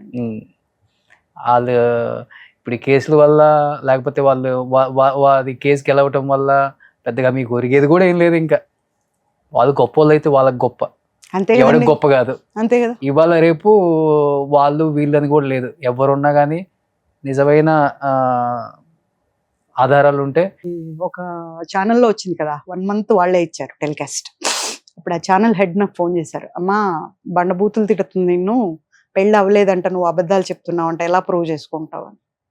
ఒక రౌడీని అప్పుడు చూసుండాల్సింది మీరు. అలా చేశాను నేను. రిజిస్టర్ ఆఫీస్కి వెళ్ళి మొక్కం మీద తన్నాను అతన్ని. తన్ని ఇంత పెద్దగా ఉంటుంది రిజిస్టర్, ఒక్కొక్క పేజ్ ఇంత ఉంటుంది అక్కడి నుంచి ఇక్కడికి. ఆ పేజ్ ఓపెన్ చేసి దాంట్లో టక్క టక్క కొట్టాం. కొట్టి తీసుకుంటే మేము అక్కడి నుంచి డీజీపీ దగ్గరికి వెళ్ళాం, రిజిస్ట్రేషన్ డీజీపీ దగ్గరికి వెళ్ళే లోపల ఇది మార్చేస్తారు వాళ్ళు. మార్చేసి మీడియాకు వేరే చూపించారు. మేము అప్పటికే ఒరిజినల్స్ తీసేసాం కదా, అవి నేను ప్రొడ్యూస్ చేసి ఆ ఫొటోస్ చూపించా. ఇక్కడ గిల్లటం, వాళ్ళిద్దరు పెళ్లిలో గిల్లుకోవటం, గూగుల్లో ఫొటోస్ ఉన్నాయి కదా ఇప్పుడు కూడా, ఇక్కడ గిల్లుకోవటం, కాలు గిల్లటం, తాళి కట్టడం, ఇవన్నీ ఫొటోస్ అప్పుడు పెట్టిన తర్వాత అప్పుడు ఛానల్ హెడ్ నమ్మారు. నమ్మి ఒక్కవేళ నేను నిద్రలో లేచి ఇది టెలికాస్ట్ ఆపండి అన్నా కూడా ఆపకండి అని చెప్పి ఆర్డర్ వేశారు. అప్పుడు కంటిన్యూస్గా టెలికాస్ట్ అయింది కదా. అంటే ఒక ఛానల్ వాళ్ళు నన్ను నమ్మలా, అబద్ధం చెప్తున్నాను అనుకున్నారు. ఐఏఎస్ ఆఫీసర్తో గొడవ ఏంటి, ఎందుకు ఈమెకి ఎందుకు ఉంటుంది అన్నట్టుగా కొంచెం చిన్నగా చూశారు వాళ్ళు. ఇంకొక ఛానల్కి వెళ్ళి చెప్పిన తర్వాత మాకెందుకు ఇవ్వరు అని వీళ్ళు అలిగారు. ఇది మరి బాగుంది, ఫస్ట్ మీకే ఇచ్చాము ఆఫర్, మీరు టెలికాస్ట్ చేయాలి, అక్కడ టైం అయిపోతుంది, అది బయటికి రావాలి, పెళ్ళి అయిపోతుంది. వాళ్ళు లేట్ చేసేసరికి పెళ్ళి అయిపోయింది. అప్పుడు ఇంకొక ఛానల్కి చెప్పాను. ఆధారాలు ఉంటే చట్టానికి ఎవరైనా ఒకటేనండి, ఎవరు చుట్టాలు కాదు. సో ఎన్డీ తివారీ గారు లాంటి దాన్నే చూసాం మనం, పెద్ద విశేషమేం కాదు. సో ఇవన్నీ దాటుకొని వచ్చారు, ఆ బెదిరింపులు అవన్నీ, వాటికి ఇవ్వాల లేక లొంగేవాడే లేడు ఎవడు. ఫస్ట్ ఆఫ్ ఆల్ అన్ని దాటుకొని వచ్చారు. 9 సంవత్సరాల తర్వాత కూడా లైఫ్ ని హ్యాపీగా లీడ్ చేస్తున్నారు. కొద్ది గొప్ప ఫైనాన్షియల్ గా ప్రాబ్లం ఉన్నా కానీ మీకు వచ్చిన ప్రాజెక్ట్స్, మీకు వచ్చిన ఆఫర్స్ తోనే మీరు నెట్టుకొస్తున్నారు. కానీ ఇండస్ట్రీలో పూజిత అంటే ఒక చిన్న బ్లాక్ మార్క్ కూడా లేదు. ఏం అలాంటిది అలాంటిది ఇలాంటిది అని మాట్లాడేవాడు కూడా లేడు. ఆ స్కోప్ కూడా ఇవ్వలేదు మీరు, కాబట్టి మీరే సక్సెస్ అయినట్టు. సో అందుకని నేను మీకే హ్యాట్సప్ చెప్తాను. సో బాబు 23 years వచ్చాయి, హ్యాపీగా జాబ్ చేస్తారు. ఒక 2-3 years తర్వాత హ్యాపీగా పెళ్లి అవుతుంది, మీరు ఒక ఫ్యామిలీ అవుతారు. సో ఇండస్ట్రీ కూడా పూజిత గారు మంచి మంచి సినిమాలు తీశారు. డెఫినెట్గా ఆమె ఓపెన్గా చెప్పారు. ఫైనాన్షియల్గా చాలా ప్రాబ్లం ఉన్నప్పటికి కూడా నేను ఎప్పుడు ఎవరికి చెప్పుకొని ఇలా చేయి చాపలేదు. ఉన్న దాంట్లోనే ఇంట్లో ఉన్న గోల్డ్ సిల్వర్ అమ్ముకొని నా కష్టమే నేను పడ్డాను. కానీ ఎవరిని చేయి చాచి, అంటే ఆమె అడిగితే ఇచ్చేవాళ్ళు చాలా మంది ఉంటారు, ఉన్నారు. గొప్ప గొప్ప యాక్టర్స్తో వర్క్ చేశారు. కానీ అది తనకి ఇష్టం లేదు, అలాంటి ఫ్యామిలీ నుంచి రాలేదు. దేహి అనే పొజిషన్ నాకు వచ్చినా నేను అడగకూడదు, నా కష్టంతో నేను బతకాలి. మర్చిపోయా ఒక్క ఇన్సిడెంట్ చెప్తాను. నరేష్ ఉన్నారు కదా, హీరో నరేష్, అవును, సీనియర్స్ పెద్ద నరేష్ గారు అన్నయ్య, ఆయన మాత్రం నేను హాస్పిటల్లో ఉన్నప్పుడు హెల్ప్ చేశారు. మనం తిని లేదనుకోవడం, అది నాకు తెలియదు. నేను బెడ్ లో అన్కాన్షియస్ గా ఉన్నప్పుడు బాబు దగ్గరికి పంపించారంట, వాళ్ళు హెల్ప్ చేశారు. ఓకే. ఆయన సో ఇప్పుడు నేను అడిగితే అన్నయ్య నువ్వు ముందు ఇంటికి రా కోతి అంటారు. ఓకే. బట్ నేను కష్టంలో ఉన్నప్పుడు ఎప్పుడు కూడా మనం అలాంటి పని చేయకూడదు, అడుక్కోకూడదు. సో ఇండస్ట్రీ ఆమె ఏది కూడా ఫైనాన్షియల్ గా నేను ఇబ్బంది పడుతున్నాను, నాకు డబ్బు కావాలని అడగట్లేదు, మంచి క్యారెక్టర్స్ ఇవ్వండి. సో తెలుగులో చాలా సినిమాలు చేస్తున్నాం మనం, వెబ్ సిరీస్లని, ఓటీటీకి ఎన్నో చేస్తున్నాం. మంచి క్యారెక్టర్కి ఇప్పటికి కూడా అక్క క్యారెక్టర్లకి చాలా బాగా సూట్ అవుతారు పూజిత గారు. అమ్మ క్యారెక్టర్లకైనా మంచి క్యారెక్టర్స్ ఇచ్చి సపోర్ట్ చేసి, ఇలాంటి వాళ్ళు మన వాళ్ళని రోడ్డును పడకుండా ఫైనాన్షియల్గా అండ్ మన వాళ్ళని మనమే కాపాడుకోవాలి. అది మనకి గౌరవం. కాబట్టి మరి చేతులు జోడించి అడుగుతున్నాను, డైరెక్టర్స్ అండ్ ప్రొడ్యూసర్స్, మన తెలుగు వాళ్ళు టాలెంట్ ఉన్న వాళ్ళు చాలా మంది గొప్ప వాళ్ళు ఉన్నారు, అందరికి మంచి అవకాశాలు ఇవ్వాలని మనస్ఫూర్తిగా కోరుకుంటున్నాను. పూజిత గారు, థ్యాంక్ యూ సో మచ్. ఏదో చాలా చిన్నగా ఉంటుంది మీ లోపల జర్నీ, అంటే మీ పర్సనల్ లైఫ్ అనుకున్నాను, కానీ ఇంత పెద్ద స్టోరీ ఉంటుంది, ఇంత జరిగిందని నాకు తెలియదండి. నిజంగా ఎప్పటి నుంచో ఇంత బాధను లోపల పెట్టుకొని ఇంత హ్యాపీగా, సంతోషంగా, నవ్వుతూ, అందరిని నవ్విస్తూ, మంచి విల్లీ క్యారెక్టర్స్ చేస్తూ అందరిని మెప్పిస్తున్నారు, అందరు మెప్పు పొందుతున్నారు. ఆ ఆశీస్సులే మిమ్మల్ని ఇంత దూరం తీసుకొచ్చాయండి. ఇంకపై కూడా ఇలాంటి ఆశీస్సులే మీకు ఈ ఇంటర్వ్యూ తర్వాత నాకు తెలిసి ఐస్ ఓపెన్ అయిపోతే. సో ఒకసారి అందరు ఐ ఓపెన్ అయిపోతే డెఫినెట్ గా ఇండస్ట్రీ కూడా మీరేంటో తెలుసుకుంది కాబట్టి మీకు ఒక వాల్యూ ఇస్తుందని నేను అనుకుంటున్నానండి. So be happy. Thank you. Strong. yes, the strong woman. Okay. So thank you so much. Thank you too చేతులు జోడించి మనస్ఫూర్తిగా నమస్కారం పెట్టాలనిపించింది మీకు నిజంగా. Come on. సుమన్ టీవీలో మీ పర్సనల్ అండ్ బిజినెస్ ప్రమోషన్స్ కోసం కింది నెంబర్కి కాంటాక్ట్ చేయండి.